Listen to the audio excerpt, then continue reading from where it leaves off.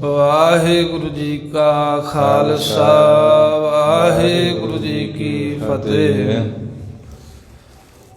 ਪਤਿਤ ਪਾਵਨ ਭਗਤ ਵਤਸਲ ਕਿਰਪਾ ਨਿਧਾਨ ਜੁਗੋ ਜੁਗ ਅਟਲ।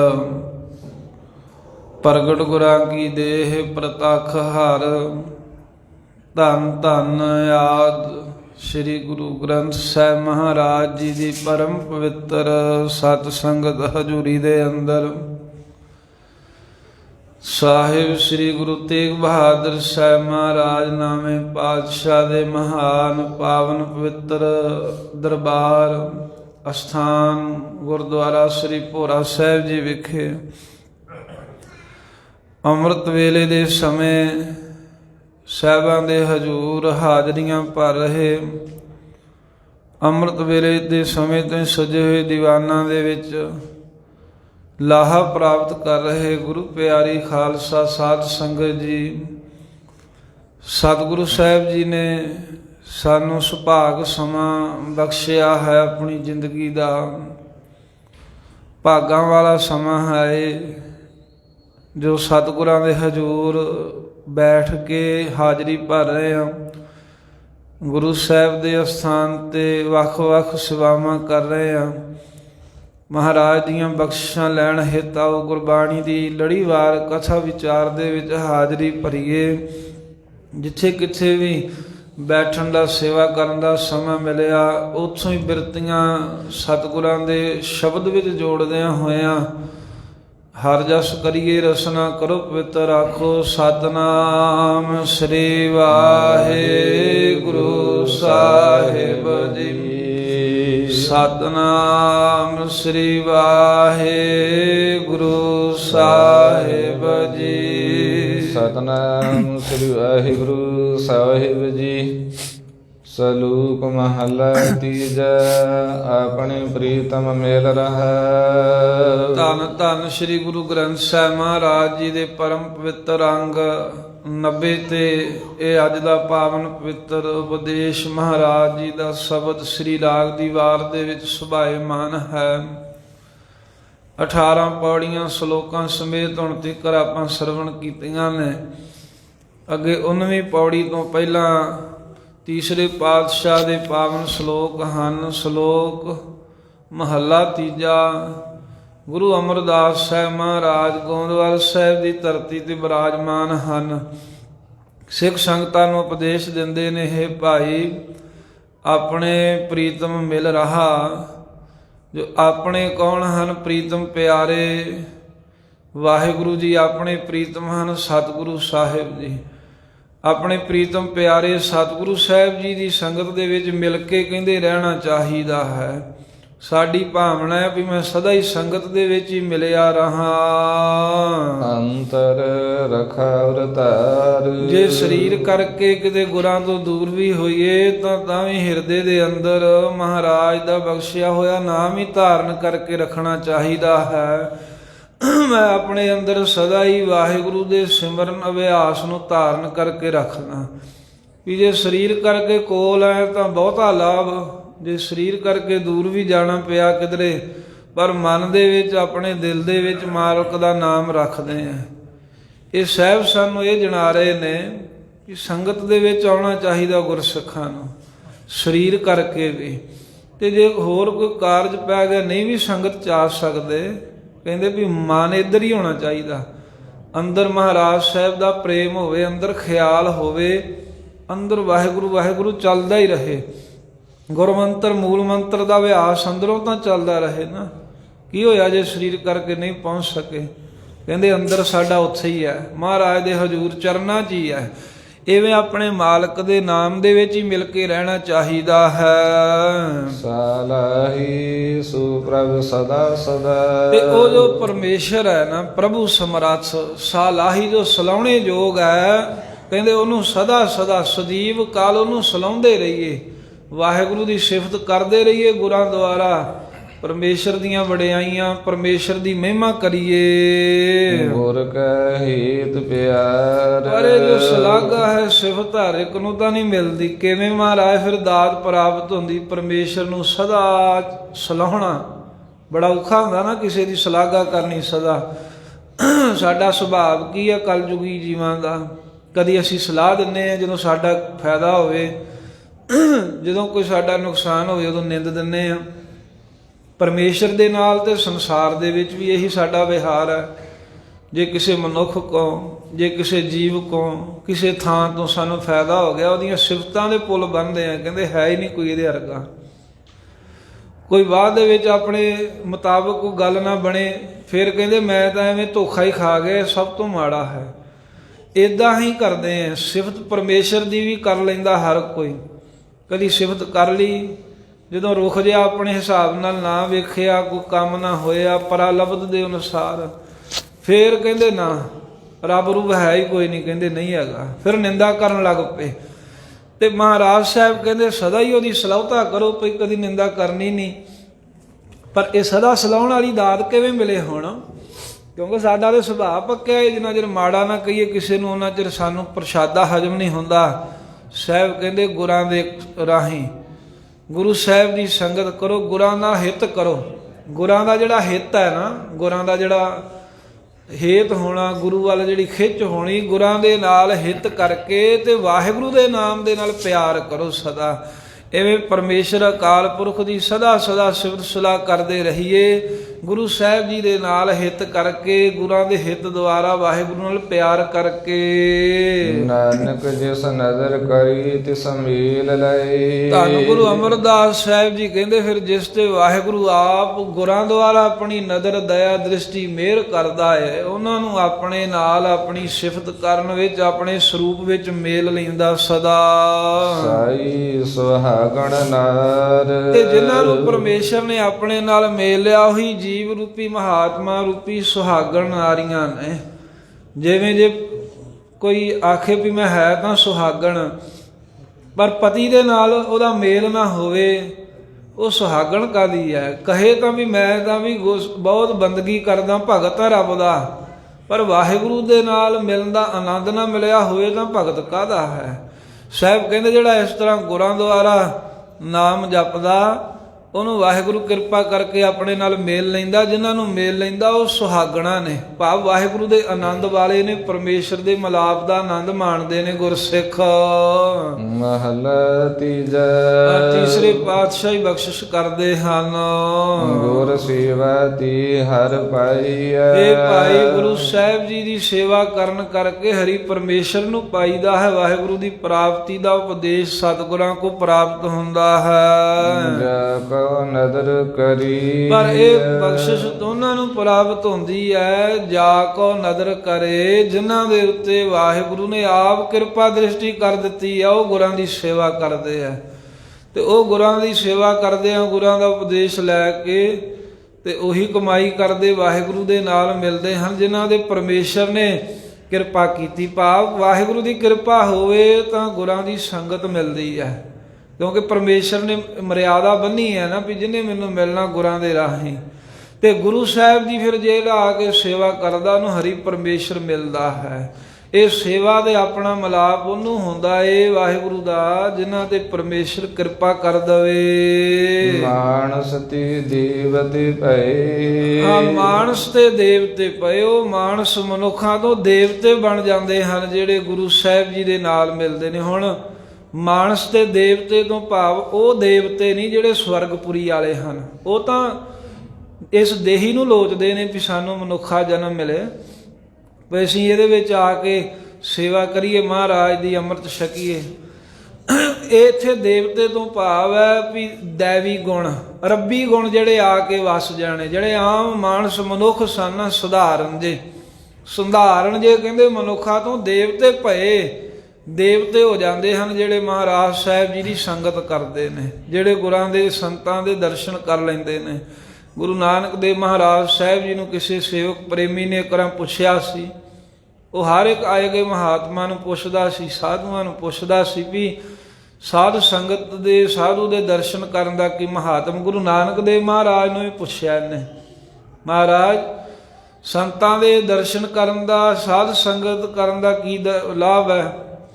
ਤਾਂ ਸਤਿਗੁਰੂ ਕਹਿੰਦੇ ਪਹਿਲਾਂ ਵੀ ਕਿਤੇ ਤੋਂ ਪੁੱਛਿਆ, ਕਿਸੇ ਨੇ ਦੱਸਿਆ ਨਹੀਂ? ਕਹਿੰਦੇ ਦੱਸਿਆ ਮਹਾਰਾਜ ਬਹੁਤ ਨੇ। ਕਿਸੇ ਨੇ ਆਖਿਆ 68 ਤੀਰਥਾਂ ਦੇ ਨਹਾਉਣ ਜਿੰਨਾ ਫਲ ਮਿਲ ਜਾਂਦਾ। ਕਿਸੇ ਨੇ ਕੋਈ ਫਲ ਦੱਸਿਆ, ਕਿਸੇ ਨੇ ਕੋਈ, ਪਰ ਮੇਰੀ ਮਹਾਰਾਜ ਸੰਤੁਸ਼ਟੀ ਨਹੀਂ ਹੋਈ।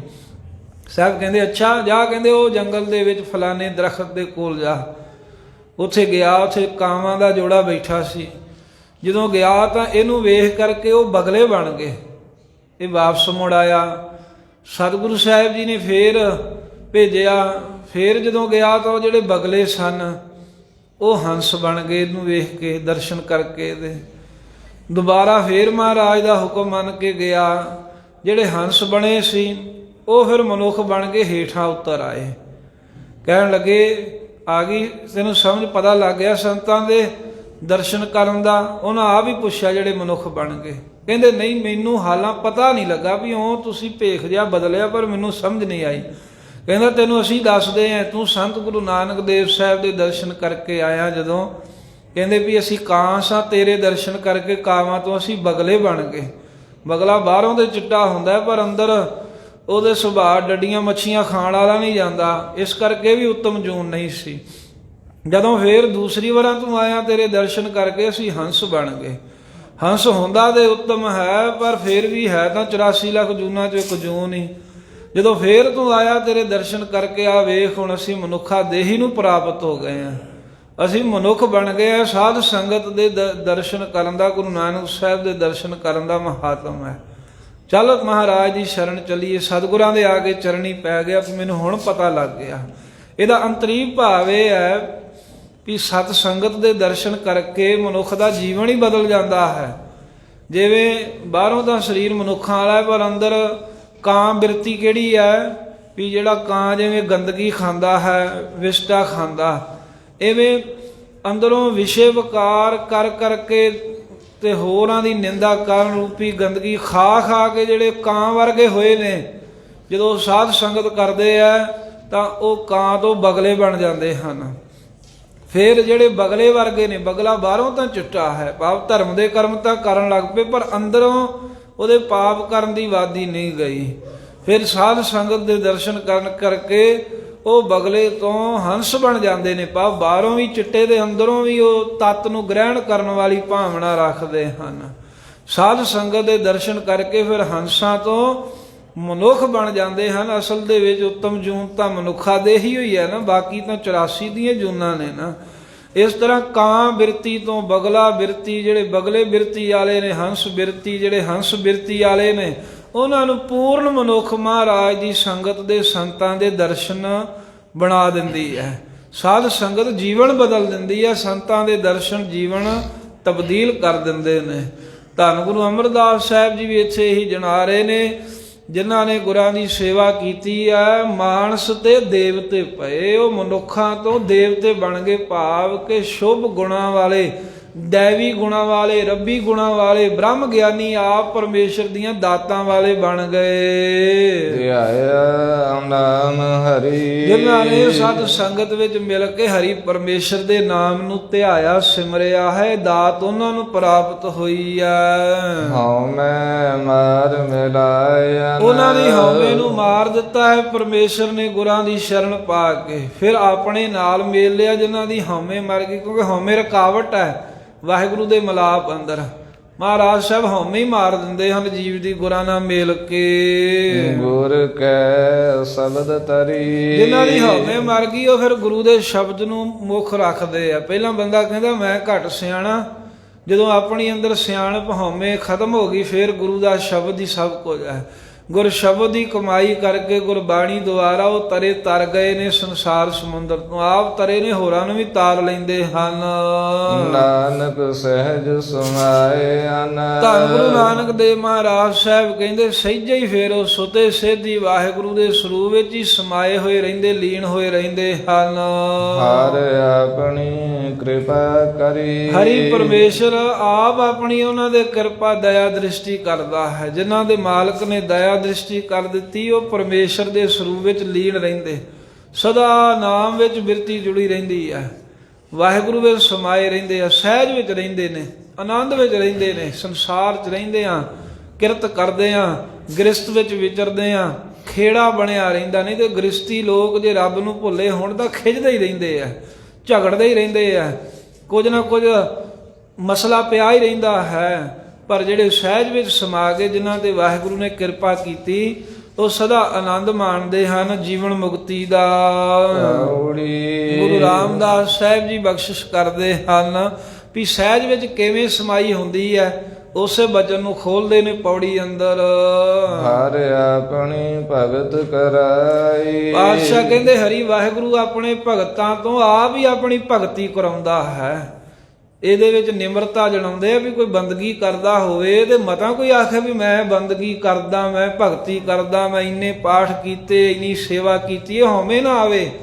ਸਾਹਿਬ ਕਹਿੰਦੇ ਵੀ ਹਰੀ ਪਰਮੇਸ਼ਰ ਆਪ ਹੀ ਭਗਤ ਜਨਾਂ ਕੋ ਆਪਣੀ ਭਗਤੀ ਕਰਾਉਂਦਾ ਹੈ, ਆਪਣਾ ਸਿਮਰਨ ਕਰਾਉਂਦਾ ਏ। ਵਡਿਆਈ ਵਿਖਾਲੀਆਂ ਤੇ ਆਪ ਹੀ ਆਪਣੇ ਭਗਤਾਂ ਨੂੰ ਕਹਿੰਦੇ ਆਪਣੀਆਂ ਵਡਿਆਈਆਂ ਵਿਖਾਲ ਦਿੱਤੀਆਂ ਨੇ। ਭਾਵ ਕਿ ਆਪਣਾ ਵੱਡ ਪੁਣਾ, ਆਪਣੀ ਵਿਸ਼ਾਲਤਾ ਦੇ ਦਰਸ਼ਨ ਭਗਤਾਂ ਨੂੰ ਕਰਾ ਦਿੱਤੇ ਆ। ਉਹ ਵੇਖ ਲੈਂਦੇ ਵੀ ਰੱਬ ਜਿੱਡਾ ਵੱਡਾ ਕੋਈ ਹੈ ਹੀ ਨਹੀਂ। ਜਾਂ ਵਡਿਆਈ ਵਿਖਾਲੀਆਂ ਤੋਂ ਭਾਵੇਂ ਵੀ ਹੈ ਵਡਿਆਈ ਵੇਖਾਲੀਆਂ ਨਾ ਵੀ ਭਗਤ ਜਨਾਂ ਜਿਹੜੇ ਭਗਤੀ ਵਿੱਚ ਲਾਏ ਨੇ, ਉਹਨਾਂ ਦੀ ਵਡਿਆਈ ਜਗਤ ਵਿੱਚ ਪ੍ਰਗਟ ਕਰਕੇ ਵਿਖਾਲ ਦਿੰਦਾ ਹੈ। ਸੰਤਾਂ ਭਗਤਾਂ ਦਾ ਨਾਮ ਪਰਮੇਸ਼ਰ ਆਪਣਿਆਂ ਦਾ ਪ੍ਰਸਿੱਧ ਕਰ ਦਿੰਦਾ ਏ। ਜਿੰਨੇ ਵੀ ਭਗਤ ਹੋਏ ਹਨ ਉਹਨਾਂ ਦੇ ਨਾਮ ਹਰ ਇੱਕ ਨੂੰ ਪਤਾ ਏ, ਪਰ ਉਹਨਾਂ ਦੇ ਸਮੇਂ ਦੇ ਵਿੱਚ ਹੋਏ ਹੋਰ ਕੋਈ। ਜੇ ਕੋਈ ਆਖੇ ਵੀ ਮੈਂ ਬਹੁਤ ਵਿਦਵਾਨ ਸੀ, ਕੋਈ ਪੜ੍ਹਿਆ ਲਿਖਿਆ, ਉਹਨਾਂ ਨੂੰ ਕੋਈ ਨਹੀਂ ਜਾਣਦਾ। ਭਾਵੇਂ ਜਿੰਨੀ ਮਰਜ਼ੀ ਉਹਨਾਂ ਪੜ੍ਹਾਈ ਕੀਤੀ ਹੋਵੇ। ਭਗਤਾਂ ਦੇ ਵੇਲੇ ਕਬੀਰ ਸਾਹਿਬ ਜੀ ਹੋਏ ਨੇ, ਨਾਮਦੇਵ ਜੀ ਹੋਏ ਨੇ, ਉਹਨਾਂ ਭਗਤਾਂ ਨੂੰ ਸਭ ਜਾਣਦੇ ਨੇ।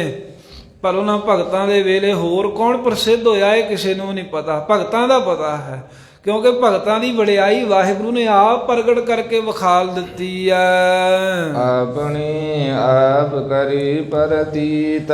ਮਹਾਰਾਜ ਸਾਹਿਬ ਜੀ ਭਗਤਾਂ ਨੂੰ ਆਪਣੀ ਭਗਤੀ ਕਰਦਾ ਜਾਣ ਕੇ ਭਗਤਾਂ ਦੇ ਉੱਤੇ ਆਪ ਆਪਣੀ ਪ੍ਰਤੀਤ ਕਰਦੇ ਨੇ, ਭਰੋਸਾ ਕਰਦੇ ਨੇ। ਭਾਵ ਕਿ ਭਗਤਾਂ ਵਿੱਚ ਬੈਠ ਕੇ ਪਰਮੇਸ਼ਰ ਆਪ ਆਪਣੇ ਸਰੂਪ ਦਾ ਭਰੋਸਾ ਕਰਦਾ ਹੈ ਵੀ ਆਤਮਾ ਰੂਪ ਹੋ ਕੇ ਸਾਰਿਆਂ ਵਿੱਚ ਪਰਮਾਤਮਾ ਹੀ ਵਸਿਆ ਹੈ। ਆਪਣੀ ਪ੍ਰਤੀਤੀ, ਆਪਣਾ ਭਰੋਸਾ ਇਹ ਵੀ ਭਗਤਾਂ ਦੇ ਵਿੱਚ ਬੈਠ ਕੇ ਆਪਣੇ ਤੇ ਆਪ ਹੀ ਕਰ ਰਿਹਾ ਹੈ ਵਾਹਿਗੁਰੂ। ਜਾਂ ਆਪਣੇ ਭਗਤਾਂ ਦੇ ਭਰੋਸਾ ਕਰਦਾ ਹੈ ਆਪਣੀ ਬੰਦਗੀ ਕਰਦੇ ਜਾਣ ਕੇ। ਆਪੀ ਸੇਵ ਕਾਲੀਆਂ ਤੇ ਆਪ ਹੀ ਮਹਾਰਾਜ ਸਾਹਿਬ ਜੀ ਸੇਵਾ ਘਾਲੀਆਂ ਭਗਤਾਂ ਦੇ ਵਿੱਚ ਬੈਠ ਕੇ ਸੇਵਾ ਘਾਲ ਕਮਾਈ ਕਰਦੇ ਨੇ। ਆਪ ਹੀ ਭਗਤਾਂ ਦੇ ਕੋਲੋਂ ਸੇਵਾ ਕਰਾਉਂਦੇ ਨੇ। ਘਾਲ ਕਮਾਈ ਹੁੰਦੀ ਹੈ ਵੀ ਮਸ਼ੱਕਤ ਕਰਾਉਂਦੇ ਹਨ, ਦ੍ਰਿੜਤਾ ਦੇ ਨਾਲ ਸੇਵਾ ਸਿਮਰਨ ਦੀ ਘਾਲ ਆਪ ਹੀ ਕਰਵਾ ਲੈਂਦੇ ਨੇ। ਹਰ ਭਗਤਾਂ ਨੂੰ ਦੀ ਆਨੰਦ। ਹਰੀ ਪਰਮੇਸ਼ਰ ਆਪਣੀ ਬੰਦਗੀ ਕਰਨ ਵਾਲੇ ਭਗਤ ਜਨਾਂ ਨੂੰ ਸਦਾ ਹੀ ਆਨੰਦ ਬਖਸ਼ਦਾ ਹੈ, ਜੀਵਨ ਮੁਕਤੀ ਦਾ, ਆਪਣੇ ਸਰੂਪ ਵਿੱਚ ਮਿਲਣ ਦਾ। ਫੇਰ ਕਰੀ ਬਹਾਲਿਆ, ਉਹਨਾਂ ਨੂੰ ਫੇਰ ਕਰ ਦਿੱਤਾ ਹੈ, ਘਰੋਂ ਕਰੀ ਬਹਾਲ ਦਿੱਤਾ। ਹੁੰਦਾ ਹੈ ਨਾ ਵੀ ਘਰ ਵਿੱਚ ਟਿਕ ਕੇ ਬਹਿਣਾ, ਇੱਕ ਬਾਹਰ ਭਟਕਦੇ ਰਹਿਣਾ। ਇੱਥੇ ਘਰ ਵਿੱਚ ਬਹਾਲਣ ਤੋਂ ਭਾਵ ਹੈ ਵੀ ਉਹਨਾਂ ਦੀ ਬਿਰਤੀ ਅੰਦਰ ਕਰ ਦਿੱਤੀ ਮਹਾਰਾਜ ਨੇ, ਵੀ ਬਾਹਰ ਕਿੱਥੇ ਭਟਕਦੇ ਫਿਰਦੇ, ਉਹ ਸੁੱਖ ਤਾਂ ਅੰਦਰੋਂ ਹੀ ਮਿਲਣਾ। ਉਹਨਾਂ ਨੂੰ ਸਰੂਪ ਰੂਪੀ ਘਰ ਵਿੱਚ ਬਿਠਾ ਦਿੱਤਾ, ਅੰਦਰੋਂ ਦਰਸ਼ਨ ਕਰਾਤੇ ਆਪਣੇ। ਆਪਣੇ ਭਗਤਾਂ ਨੂੰ ਮਾਲਕ ਨੇ ਆਨੰਦ ਬਖਸ਼ਿਆ, ਜਿਨ੍ਹਾਂ ਨੂੰ ਆਨੰਦ ਬਖਸ਼ਿਆ ਹੈ ਥਿਰ ਕਰ ਦਿੱਤਾ, ਸਥਿਤ ਕਰਕੇ ਹਿਰਦੇ ਰੂਪੀ ਸਰੂਪ ਰੂਪੀ ਘਰ ਦੇ ਵਿੱਚ ਬਿਠਾਲ ਦਿੱਤਾ ਹੈ। ਭਾਵ ਕਿ ਅੰਤਰਮੁਖ ਬਿਰਤੀ ਦੀ ਦਾਤ ਬਖਸ਼ ਦਿੱਤੀ ਹੈ। ਪਾਪੀਆਂ ਨੂੰ ਨਾ ਦੇਈ ਥਿਰ ਰਹਿਣ। ਪਰ ਦੂਜੇ ਪਾਸੇ ਪਾਪੀ ਪੁਰਖ ਹੈ ਜਿਹੜੇ ਬੰਦਗੀ ਨਹੀਂ ਕਰਦੇ ਤੇ ਪਾਪ ਕਰਦੇ ਰਹਿੰਦੇ ਹਨ, ਮੰਦ ਕਰਮ ਕਮਾਉਂਦੇ ਨੇ। ਉਹਨਾਂ ਨੂੰ ਪਰਮੇਸ਼ਰ ਇੱਕ ਕਹਿੰਦੇ ਛਿਨ ਜਿੰਨਾ ਸਮਾਂ ਵੀ ਨਾ, ਥੋੜਾ ਜਿੰਨਾ ਸਮਾਂ ਵੀ ਆਪਣੇ ਲਾਗੇ ਥਿਰ ਟਿਕਾ ਦੇ ਨਾਲ ਬਹਿਣ ਨਹੀਂ ਦਿੰਦਾ।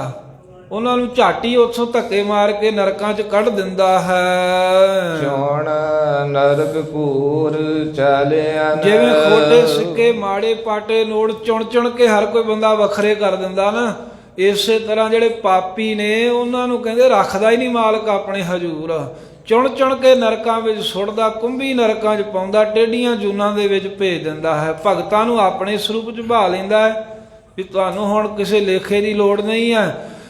ਜਿਹੜੇ ਪਾਪੀ ਹਨ ਉਹਨਾਂ ਨੂੰ ਚੁਣ ਚੁਣ ਕੇ ਨਰਕਾਂ ਦੇ ਵਿੱਚ ਸੁੱਟਦਾ ਹੈ। ਹਰ ਭਗਤਾਂ ਨੂੰ ਦੀ ਪਿਆਰ। ਹਰੀ ਪਰਮੇਸ਼ਰ ਆਪਣੇ ਭਗਤਾਂ ਨੂੰ ਸਦਾ ਆਪਣਾ ਪਿਆਰ ਬਖਸ਼ਦਾ ਹੈ ਨਾਮ ਦੀ ਦਾਤ ਦੇ ਕੇ। ਕਰ ਅੰਗ ਨਿਸਤਾਰਿਆਂ। ਉਹਨਾਂ ਦਾ ਅੰਗ ਕੀ ਹੁੰਦਾ? ਪੱਖ ਕਰਨਾ। ਭਗਤਾਂ ਦਾ ਪੱਖ ਕਰਕੇ ਉਹਨਾਂ ਨੂੰ ਨਿਸਤਾਰਿਆਂ ਤਾਰ ਦਿੰਦਾ ਹੈ ਸੰਸਾਰ ਸਮੁੰਦਰ ਤੋਂ। ਭਗਤਾਂ ਨੂੰ ਕੋਈ ਦੁੱਖ ਨਹੀਂ ਆਉਣ ਦਿੱਤਾ।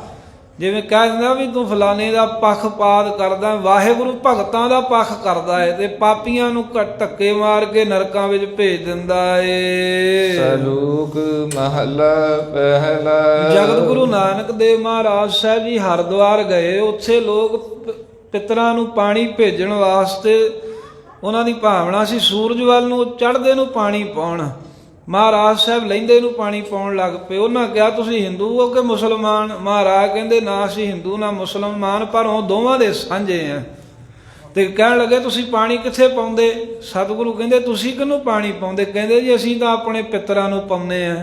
ਫਿਰ ਪੁੱਛਿਆ ਵੀ ਉਹ ਕਿੰਨੀ ਕੁ ਦੂਰ ਹੈ? ਕਹਿੰਦੇ ਹਜ਼ਾਰਾਂ ਮੀਲ ਹੀ ਹੈ ਦੂਰ ਸੂਰਜ ਜਿੱਥੇ ਅਸੀਂ ਪਾਣੀ ਪਾਉਂਦੇ ਦੇ ਪਿਤਰਾਂ ਨੂੰ ਪਹੁੰਚਦਾ। ਇਹ ਗੱਲ ਸੁਣ ਕੇ ਮਹਾਰਾਜ ਫਿਰ ਪੱਛਮ ਵੱਲੋਂ ਦੂਹੋ ਦੂ ਪਾਣੀ ਝਰਟਣ ਲੱਗ ਪਏ।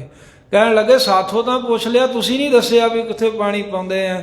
ਸੁਣ ਕੇ ਮਹਾਰਾਜ ਕਹਿਣ ਲੱਗੇ ਵੀ ਅਸੀਂ ਜਦੋਂ ਆਏ ਇੱਧਰ ਲਹਿੰਦੇ ਵੱਲ ਕਰਤਾਰਪੁਰ ਸਾਡੇ ਖੇਤ ਹੈ, ਉੱਚੇ ਖੇਤ ਨੇ, ਉੱਥੇ ਮੀਂਹ ਦਾ ਪਾਣੀ ਠਹਿਰਦਾ ਨਹੀਂ, ਖੇਤੀ ਸੁੱਕ ਨਾ ਜਾਵੇ, ਇਸ ਕਰਕੇ ਅਸੀਂ ਦੂਹੋ ਦੂ ਪਾਣੀ ਝੱਟਣ ਲੱਗ ਪਏ ਵੀ ਬਹੁਤਾ ਪਾਣੀ ਉੱਥੇ ਪਹੁੰਚਾ ਦੀ। ਹੱਸਣ ਲੱਗ ਪਏ। ਕਹਿਣ ਲੱਗੇ ਵੀ ਐਡੀ ਦੂਰ 200 ਮੀਲ ਪਾਣੀ ਕਿਵੇਂ ਚਲੇ ਜਾਊਗਾ? ਸਾਹਿਬ ਕਹਿੰਦੇ ਹਜ਼ਾਰਾਂ ਮੀਲ ਤੁਹਾਡਾ ਪਾਣੀ ਪਿਤਰਾਂ ਕੋਲ ਪਹੁੰਚਦਾ, ਸਾਡਾ ਨਾ ਖੇਤਾਂ ਨੂੰ ਪਹੁੰਚੂਗਾ। ਅਸੀਂ ਤੇ ਇਸੇ ਭਰੋਸੇ ਜਿਹੜਾ ਪਾਣੀ ਇੱਧਰ ਨੂੰ ਪਾ ਰਹੇ ਹਾਂ। ਇਹ ਭਜਨ ਸੁਣ ਕੇ ਸ਼ਰਮਿੰਦੇ ਹੋ ਗਏ ਵੀ ਗੱਲ ਤਾਂ ਇਹਨਾਂ ਦੀ ਠੀਕ ਹੈ। ਫਿਰ ਉੱਥੇ ਹੀ ਕਹਿੰਦੇ ਸਮਾਧੀਆਂ ਲਾ ਕੇ ਬੈਠ ਕੇ ਮਾਲਾ ਫੜ ਲਈ, ਕਿਸੇ ਨੇ ਸਿਮਰਨਾ ਫੜ ਲਿਆ, ਕਿਸੇ ਨੇ ਗਊਮੁਖੀ, ਸਮਾਧੀਆਂ ਲਾ ਲਈਆਂ। ਮਹਾਰਾਜ ਸਾਹਿਬ ਕਹਿਣ ਲੱਗੇ ਆ ਪਖੰਡ ਦੀਆਂ ਸਮਾਧੀਆਂ ਨੇ, ਤੇਰਾ ਮਨ ਕਹਿੰਦੇ ਦਿੱਲੀ 'ਚ ਫਿਰ ਰਿਹਾ, ਤੂੰ ਪ੍ਰਯਾਗਰਾਜ ਤੁਰਿਆ ਫਿਰਦਾ, ਤੂੰ ਲਾਹੌਰ, ਜਿੱਥੇ ਜਿੱਥੇ ਕਿਸੇ ਦੇ ਮਨ ਗਏ ਸਾਰਿਆਂ ਦੇ ਦੱਸ ਦਿੱਤੇ। ਉਹ ਫਿਰ ਗੁਰੂ ਨਾਨਕ ਦੇਵ ਮਹਾਰਾਜ ਦੇ ਚਰਨੀ ਪੈ ਗਏ ਸਾਰੇ ਪਾਂਡੇ। ਮਹਾਰਾਜ ਸਾਨੂੰ ਬਖਸ਼ ਦਿਓ, ਸਾਨੂੰ ਉਪਦੇਸ਼ ਦਿਓ, ਸਿੱਖ ਬਣਾਓ। ਸਾਹਿਬ ਕਹਿੰਦੇ ਤੁਸੀਂ ਤਾਂ ਸਾਨੂੰ ਬੌਲਾ ਝੱਲਾ ਕਹਿੰਦੇ ਸੀ, ਨਾਨਕ ਬੌਰਾਨਾ। ਆਪ ਮਹਾਰਾਜ ਨੇ ਜ਼ਿਕਰ ਕੀਤਾ ਵੀ ਇਹ ਸਾਨੂੰ ਕਮਲਾ ਕਹਿੰਦੇ ਨੇ ਲੋਕ, ਤੇ ਹੁਣ ਅਸੀਂ ਤੁਹਾਨੂੰ ਕਿਵੇਂ ਆਪਣੇ ਸਿੱਖ ਬਣਾ ਲਈਏ? ਮਹਾਰਾਜ ਦੇ ਖਹਿੜੇ ਪੈ ਗਏ। ਨਹੀਂ ਮਹਾਰਾਜ ਸੇਵਾ ਕਰਨੀ ਆ। ਇਹਨਾਂ ਨੇ ਚੌਂਕਾ ਸੋਹਣਾ ਬਣਾ ਕੇ ਪੋਚਾ ਫੇਰ ਕੇ ਲਕੀਰਾਂ ਕੱਢ ਕੇ ਜਿਵੇਂ ਇਹਨਾਂ ਦੀ ਮਰਿਆਦਾ ਸੀ ਪ੍ਰਸ਼ਾਦਾ ਬਣਾ ਲਿਆ। ਤੇ ਸਾਹਿਬਾਂ ਨੂੰ ਕਹਿੰਦੇ ਅਸੀਂ ਤੁਹਾਨੂੰ ਪ੍ਰਸ਼ਾਦਾ ਛਕਾਉਣਾ, ਸੇਵਾ ਕਰਨੀ ਹੈ। ਚੌਂਕੇ 'ਚ ਬਿਠਾ ਲਿਆ ਮਹਾਰਾਜ ਨੂੰ। ਭੋਜਨ ਪ੍ਰਸ਼ਾਦਾ ਐਨ ਬਣਾ ਕੇ ਅੱਗੇ ਰੱਖ ਦਿੱਤਾ ਸਤਿਗੁਰੂ ਦੇ। ਕਹਿੰਦੇ ਛਕੋ। ਗੁਰੂ ਨਾਨਕ ਦੇਵ ਮਹਾਰਾਜ ਕਹਿੰਦੇ ਅਸੀਂ ਨਹੀਂ ਛਕਣਾ, ਇਹ ਭੋਜਨ ਭਿੱਟਿਆ ਹੋਇਆ ਹੈ, ਇਹ ਅਪਵਿੱਤਰ ਹੋ ਗਿਆ, ਅਸੀਂ ਨਹੀਂ ਛਕਣਾ। ਕਹਿਣ ਲੱਗੇ ਮਹਾਰਾਜ ਉਹ ਪਵਿੱਤਰ ਕਿਵੇਂ ਹੋ ਗਿਆ? ਅਸੀਂ ਬੜੇ ਖਿਆਲ ਨਾਲ ਬਣਾਇਆ, ਕਿਸੇ ਨੂੰ ਅੰਦਰ ਨਹੀਂ ਆਉਣ ਦਿੱਤਾ। ਤੇ ਸਤਿਗੁਰੂ ਸਾਹਿਬ ਜੀ ਨੇ ਪੁੱਛਿਆ ਵੀ ਤੁਸੀਂ ਭੋਜਨ ਨੂੰ ਅਪਵਿੱਤਰ ਕਦੋਂ ਮੰਨਦੇ, ਭਿੱਟਿਆ ਕਦੋਂ ਮੰਨਦੇ ਹੋ? ਇਹਨਾਂ ਸਾਧ ਸੰਗਤ ਜਾਤ ਅਭਿਮਾਨੀਆਂ ਨੇ ਜੋ ਇਸ ਤਰ੍ਹਾਂ ਅਣਹੋਈਆਂ ਜਾਤਾਂ, ਕੋਈ ਨੀਚ ਹੁੰਦਾ ਨਹੀਂ ਹੈ, ਕੋਈ ਜਾਤ ਨੀਵੀਂ ਹੁੰਦੀ ਨਹੀਂ, ਪਰ ਇਹਨਾਂ ਨੇ ਬਣਾਈਆਂ ਹੋਈਆਂ ਸਨ। ਜਿਵੇਂ ਉਹਨਾਂ ਦੇ ਵਿੱਚੋਂ ਵੀ ਜੇ ਕੋਈ ਜਿਵੇਂ ਮਰਾਸੀਆਂ ਦੇ ਵਿੱਚੋਂ ਕੋਈ ਮਰਾਸਣ ਆ ਜੇ ਵੀ ਤਾਂ ਸਾਡਾ ਚੌਂਕਾ ਭਿੱਟਿਆ ਜਾਂਦਾ ਹੈ। ਜਿਹੜੇ ਕੋਈ ਗੰਦਗੀ ਢੋਣ ਵਾਲੇ ਉਹਨਾਂ ਨੂੰ ਇਹ ਚੂੜੇ ਕਹਿੰਦੇ ਸਨ, ਜਿਹੜੇ ਬ੍ਰਾਹਮਣ ਲੋਕ, ਵੀ ਇਹਨਾਂ ਦੇ ਆਉਣ ਨਾਲ ਸਾਡਾ ਚੌਂਕਾ ਭਿੱਟਿਆ ਜਾਂਦਾ ਹੈ। ਜਾਂ ਕਹਿੰਦੇ ਵੀ ਫਿਰ ਕੋਈ ਕਸਾਈ ਆ ਉਹਦੀ ਘਰ ਵਾਲੀ ਆ ਜੇ, ਜਾਂ ਕਸਾਈਆਂ ਦੇ ਜਿਹੜੇ ਜੀਵਾਂ ਨੂੰ ਕੋਹ ਮਾਰਦੇ ਉਹਨਾਂ ਦਾ ਪਰਛਾਵਾਂ ਪਵੇ, ਸਾਡਾ ਚੌਂਕਾ ਭਿੱਟਿਆ ਜਾਂਦਾ ਹੈ। ਜਾਂ ਚੰਡਾਲਣ ਕੋਈ ਆ ਜਾਵੇ ਤਾਂ ਸਾਡਾ ਚੌਂਕਾ ਭਿੱਟਿਆ ਜਾਂਦਾ ਹੈ। ਮਹਾਰਾਜ ਅਸੀਂ ਤਾਂ ਕਿਸੇ ਨੂੰ ਨੇੜੇ ਨਹੀਂ ਆਉਣ ਦਿੱਤਾ। ਇਹਨਾਂ ਨੇ ਇਦਾਂ ਦੀਆਂ ਜਾਤਾਂ ਮੰਨੀਆਂ ਸਨ। ਮਹਾਰਾਜ ਸਾਹਿਬ ਜੀ ਕਹਿੰਦੇ ਵੀ ਬਾਹਰੋਂ ਨਹੀਂ ਆਉਣ ਦਿੱਤਾ, ਇਹ ਅਖੌਤੀ ਤੁਸੀਂ ਜਾਤਾਂ ਬਣਾਈਆਂ, ਪਰ ਤੁਹਾਡੇ ਅੰਦਰ ਤਾਂ ਇਹ ਚੌਵੇਂ ਬੈਠੀਆਂ ਨੇ। ਅਸਲ 'ਚ ਬਾਹਰ ਦੀ ਤਾਂ ਕੋਈ ਜਾਤ ਨਹੀਂ ਹੈ, ਪਰ ਅੰਦਰ ਤੁਹਾਡੇ ਜ਼ਰੂਰ ਜਿਹੜੀਆਂ ਭੈੜੀਆਂ ਜਾਤਾਂ ਹਨ, ਇਹਨਾਂ ਦੇ ਕਰਕੇ ਇਹ ਚੌਂਕਾ ਭਿੱਟਿਆ ਗਿਆ ਹੈ, ਇਹ ਅਪਵਿੱਤਰ ਹੋ ਗਿਆ। ਇਹਦੇ ਇਸ ਕਰਕੇ ਅਸੀਂ ਭੋਜਨ ਤੁਹਾਡਾ ਪਕਾਇਆ ਖਾਣਾ ਨਹੀਂ ਹੈ। ਉਦੋਂ ਇਹਨਾਂ ਨੇ ਸੱਚੇ ਪਾਤਸ਼ਾਹ ਦੇ ਅੱਗੇ ਬੇਨਤੀ ਕੀਤੀ ਸੀ ਫਿਰ ਵੀ ਮਹਾਰਾਜ ਆਪ ਹੀ ਦੱਸੋ ਵੀ ਚੌਂਕਾ ਕਿਵੇਂ ਭਿੱਟਿਆ ਗਿਆ ਹੈ। ਫਿਰ ਇਹਨਾਂ ਬੇਨਤੀ ਕਰਨੀ ਵੀ ਮਹਾਰਾਜ ਸੁਚਮਤਾ ਕਿਵੇਂ ਰਹੇ। ਇਹ ਉਪਦੇਸ਼ ਪਵਿੱਤਰ ਗੁਰੂ ਨਾਨਕ ਦੇਵ ਸਾਹਿਬ ਜੀ ਨੇ ਉਹ ਜਾਤ ਅਭਿਮਾਨੀਆਂ ਨੂੰ ਬਖਸ਼ ਕੇ ਜਾਤ ਦਾ ਹੰਕਾਰ ਦੂਰ ਕਰਕੇ ਤੇ ਸਰਬ ਸਾਂਝਾ ਉਪਦੇਸ਼ ਦੇ ਕੇ ਕਲਿਆਣਕਾਰੀ ਉਪਦੇਸ਼ ਕਹਿੰਦੇ ਹਨ।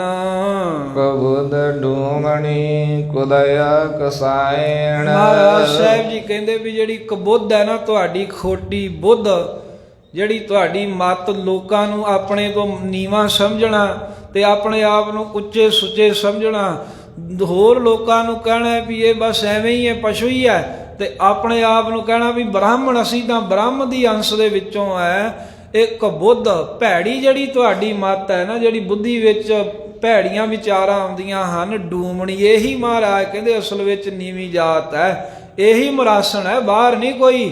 ਭੈੜੀ ਬੁੱਧ ਜਿਹੜੀ ਤੁਸੀਂ ਧਾਰਨ ਕੀਤੀ ਹੈ, ਡੂਮ ਦੀ ਘਰ ਵਾਲੀ ਡੂਮਣੀ ਹੈ, ਮਰਾਸਣ ਹੈ। ਕੋ ਦਇਆ ਕਸਾਇਣ, ਤੇ ਜੋ ਕੁਦਇਆ ਖੋਟੀ ਦਇਆ ਹੈ ਨਾ, ਜਿਵੇਂ ਕਹਿ ਦੇਣਾ ਵੀ ਅਸੀਂ ਤੇ ਜੀਵਾਂ ਦੀ ਮੁਕਤੀ ਕਰਦੇ ਹਾਂ, ਬਲੀ ਦੇ ਦੇਣੀ, ਜਿਹੜਾ ਜੀਵਾਂ ਨੂੰ ਕੋਹ ਕੇ ਮਾਰ ਦੇਣਾ ਰੱਬ ਦੇ ਨਾਂ ਦੇ ਉੱਤੇ। ਪਾਤਸ਼ਾਹ ਜੀ ਕਹਿੰਦੇ ਵੀ ਇਹ ਕਸਾਇਣ, ਕਸਾਈ ਦੀ ਘਰ ਵਾਲੀ ਕਸਾਇਣ ਤੁਹਾਡੇ ਅੰਦਰ ਬੈਠੀ ਹੋਈ ਹੈ। ਪਰ ਨਿੰਦਾ ਘਟ ਚੂਹੜੀ। ਅਤੇ ਪਰ ਨਿੰਦਾ, ਜਿਹੜੀ ਤੁਸੀਂ ਪਰਾਈ ਨਿੰਦਾ ਕਰਦੇ ਹੋ। ਸੱਚ ਸੰਗਤ ਜੀ, ਜਿਹੜਾ ਤੇ ਕਿਸੇ ਦਾ ਸੱਚੋ ਸੱਚ ਬਚਨ ਗਾਹ ਕਿਸੇ ਨੂੰ ਦੱਸ ਕੇ ਝਗੜਾ ਪਾ ਦੇਣਾ, ਉਹਨੂੰ ਚੁਗਲੀ ਕਹਿੰਦੇ ਹਨ।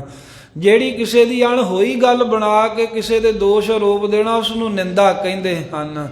ਤੇ ਮਹਾਰਾਜ ਗੁਰੂ ਨਾਨਕ ਦੇਵ ਸਾਹਿਬ ਜੀ ਕਹਿੰਦੇ, ਜੋ ਤੁਸੀਂ ਪਰ ਨਿੰਦਾ, ਪਰਾਈ ਨਿੰਦਾ ਕਰਦੇ ਹੋ, ਐਵੇਂ ਅਣਹੋਈ ਦੋਸ਼ ਆਰੋਪ ਕੇ ਲੋਕਾਂ ਨੂੰ ਨੀਵਿਆਂ ਵਿਖਾਉਂਦੇ ਹੋ, ਇਹ ਤੁਹਾਡੇ ਘਟ ਹਿਰਦੇ ਰੂਪੀ ਚੌਂਕੇ ਦੇ ਵਿੱਚ ਚੂਹੜੀ, ਕਹਿੰਦੇ ਵੀ ਇਹ ਗੰਦਗੀ ਢੋਣ ਵਾਲੀ ਬੈਠੀ ਹੋਈ ਹੈ। ਮੁਠੀ ਕ੍ਰੋਧ ਚੰਡਾਲ। ਤੇ ਜੋ ਕ੍ਰੋਧ ਹੈ ਨਾ ਤੁਹਾਡੇ ਅੰਦਰ, ਇਹ ਚੰਡਾਲ ਜਿਹੜਾ ਲੋਕਾਂ ਨੂੰ ਜਲਾਲ ਫਾਹੇ ਲਾਉਂਦਾ ਹੈ, ਉਸ ਦੇ ਘਰੋਂ ਜੋ ਚੰਡਾਲਣ, ਚੰਡਾਲ ਬਿਰਤੀ ਹੈ ਜਿਹੜੀ, ਕ੍ਰੋਧ ਦੇ ਵਿੱਚ ਆ ਕੇ ਕਿਸੇ ਦਾ ਲਿਹਾਜ਼ ਨਾ ਕਰਨਾ।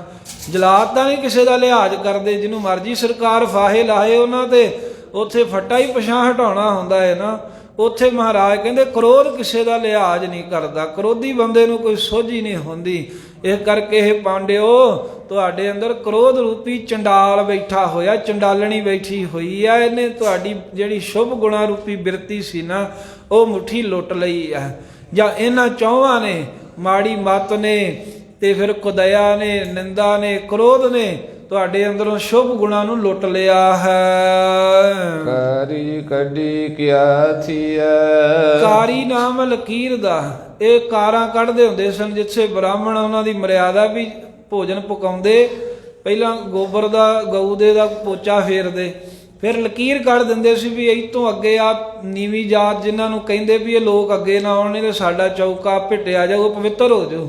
ਤੇ ਸਾਹਿਬ ਕਹਿੰਦੇ ਕਾਰਾਂ ਲਕੀਰਾਂ ਤਾਂ ਤੁਸੀਂ ਕੱਢੀਆਂ ਨੇ ਵੀ ਕੋਈ ਬਾਹਰੋਂ ਨਾ ਆਵੇ, ਪਰ ਦੱਸੋ ਵੀ ਤੁਹਾਡੀਆਂ ਇਹ ਲਕੀਰਾਂ ਕੱਢੀਆਂ ਹੋਈਆਂ ਚੌਂਕੇ ਵਿੱਚ ਕੋਈ ਅੰਦਰ ਨਾ ਆਵੇ, ਲਾਈਆਂ ਹੋਈਆਂ ਨਿਸ਼ਾਨੀਆਂ ਕੀ ਕਰਨਗੀਆਂ, ਕੀ ਫਾਇਦਾ ਹੈ। ਜਾਂ ਚਾਰੀ ਬੈਠੀਆ ਨਾਲ। ਉਹ ਤਾਂ ਬਾਹਰੋਂ ਕਿਸੇ ਨੇ ਆਉਣਾ ਬੜੀ ਦੂਰ ਦੀ ਗੱਲ ਹੈ। ਜਦੋਂ ਚਾਰੇ ਹੀ ਇਹ ਨੀਚ ਜਾਤ, ਭੈੜੀ ਬੁੱਧ ਤੇ ਜੀਵਾਂ ਨੂੰ ਕੋ ਮਾਰਨਾ, ਕੁਦਇਆ, ਨਿੰਦਾ ਕਰਨੀ, ਕ੍ਰੋਧ ਕਰਨਾ, ਇਹ ਨੀਚ ਜਾਤੀਆਂ ਨੇ। ਇਹ ਤਾਂ ਚੌਵੇਂ ਹੀ ਤੁਹਾਡੇ ਨਾਲ ਹੀ ਬੈਠੀਆਂ। ਜਦੋਂ ਤੁਸੀਂ ਇੱਥੇ ਚੌਂਕਾ ਲਕੀਰ ਖਿੱਚੀ, ਉਦੋਂ ਵੀ ਤੁਹਾਡੇ ਨਾਲ, ਜਦੋਂ ਤੁਸੀਂ ਪੋਚਾ ਫੇਰਿਆ ਉਦੋਂ ਵੀ ਤੁਹਾਡੇ ਅੰਦਰ, ਅਤੇ ਜਦੋਂ ਭੋਜਨ ਤਿਆਰ ਕੀਤਾ, ਬਣਾਇਆ, ਪਰੋਸਿਆ, ਤੇ ਇਹ ਚੌਵੇਂ ਤਾਂ ਮਹਾਰਾਜ ਜੀ ਕਹਿੰਦੇ ਹੈ ਪੰਡਤੋ ਤੁਹਾਡੇ ਨਾਲ ਹੀ ਬੈਠੀਆਂ।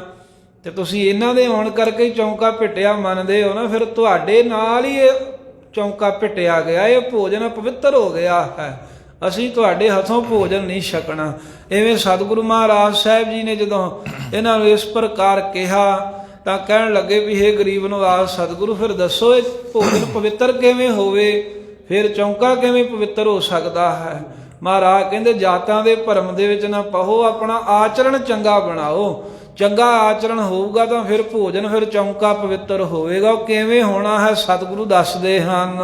ਸਚ ਸੰਜਮ ਕਰਨੀ ਕਰਾਂ। ਸੱਚ ਮਹਾਰਾਜ ਕਹਿੰਦੇ ਜੋ ਸੱਚੇ ਪਰਮੇਸ਼ਰ ਦਾ ਸਿਮਰਨ ਕਰਨਾ ਕਰੋ। ਇਹ ਸਿਮਰਨ ਜੇ ਕਰੋਗੇ ਸੱਚ ਦਾ, ਇਹਦੇ ਨਾਲ ਭੈੜੀ ਬੁੱਧ ਰੂਪੀ ਜਿਹੜੀ ਡੂਮਣੀ ਹੈ ਉਹ ਅੰਦਰੋਂ ਨਾਸ ਹੋ ਜਾਵੇਗੀ। ਅਤੇ ਸੰਜਮ, ਇੰਦਰੀਆਂ ਦਾ ਸੰਜਮ ਕਰੋ।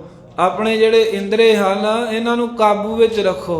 ਇਹ ਇੰਦਰੀਆਂ ਦੇ ਪਿੱਛੇ ਲੱਗ ਕੇ ਹੋਰ ਜਿਹੜੇ ਕਰਮ ਇੰਦਰੇ ਨੇ, ਗਿਆਨ ਇੰਦਰੇ ਆ, ਇਹਨਾਂ ਦਾ ਹੀ ਚਸਕਾ ਹੁੰਦਾ ਹੈ ਨਾ। ਆ ਜੀਵ ਨੂੰ ਮਾਰ ਕੇ ਖਾਈਏ, ਕਿਸੇ ਦਾ ਲਹੂ ਪੀ ਜਾਣਾ, ਇਹਨਾਂ ਦੀਆਂ ਲੋੜਾਂ ਵਾਸਤੇ ਹੀ ਮਾੜੇ ਕਰਮ ਕਰਦੇ ਹੋ ਨਾ, ਜੀਵ ਘਾਤ ਕਰਦੇ ਹੋ। ਕਹਿੰਦੇ ਵੀ ਅੰਦਰ ਸੰਜਮ ਧਾਰਨ ਕਰੋ। ਜਦੋਂ ਸੰਜਮ ਧਾਰਨ ਕਰੋਗੇ ਤਾਂ ਤੁਹਾਡੇ ਅੰਦਰੋਂ ਕੁਦਇਆ ਰੂਪੀ ਕਸੈਣ ਨਾਸ ਹੋ ਜਾਵੇਗੀ। ਜੇ ਸੱਚ ਸਿਮਰਨ ਕਰੋਗੇ ਤਾਂ ਭੈੜੀ ਬੁੱਧ ਰੂਪੀ ਡੂਮਣੀ ਨਾਸ ਹੋ ਜਾਵੇਗੀ। ਅਤੇ ਫਿਰ ਕਰਨੀ ਕਾਰਾਂ, ਤੇ ਜੋ ਕਰਨੀ ਕਰਨੀ ਹੈ ਨਾ, ਨੇਕ ਕਰਮ ਕਰਨੇ ਆ, ਨੇਕ ਆਚਰਣ, ਪਰਮੇਸ਼ਰ ਦੀ ਭਗਤੀ ਕਰਨੀ ਆ। ਇਹ ਭਗਤੀ ਕਰਨ ਰੂਪੀ ਕਹਿੰਦੇ ਕਾਰਾਂ ਲਕੀਰਾਂ ਕੱਢੋ। ਇਹ ਲਕੀਰਾਂ ਕੱਢਣ ਦੇ ਨਾਲ ਕੀ ਹੋਵੇਗਾ ਵੀ ਜੋ ਤੁਹਾਡੇ ਅੰਦਰ ਨਿੰਦਾ ਰੂਪੀ ਚੂੜੀ ਬੈਠੀ ਹੈ ਨਾ ਘਰ ਦੇ ਹਿਰਦੇ ਰੂਪੀ ਵਿਹੜੇ 'ਚ, ਇਹ ਨਾਸ ਹੋ ਜਾਵੇਗੀ। ਅਤੇ ਇਸੇ ਪ੍ਰਕਾਰ ਅੱਗੇ ਨਾਵਣ ਨਾਉ ਜਪੇਹੀ। ਤੇ ਜਿਵੇਂ ਬਾਹਰੋਂ ਨਹਾਉਂਦੇ ਹੋ ਨਾ, ਨਹਾਓ ਬਾਹਰੋਂ ਰੋਕਦੇ ਨਹੀਂ ਹੈ, ਪਰ ਅੰਦਰੋਂ ਵੀ ਕਹਿੰਦੇ ਵੀ ਨਾਮ ਜਪਣ ਰੂਪੀ ਇਸ਼ਨਾਨ ਕਰਦੇ ਰਹੋ। ਇਸ਼ਨਾਨ ਕਰੋ, ਅੰਦਰ ਦਾ ਨਾਮ ਜਪੋ।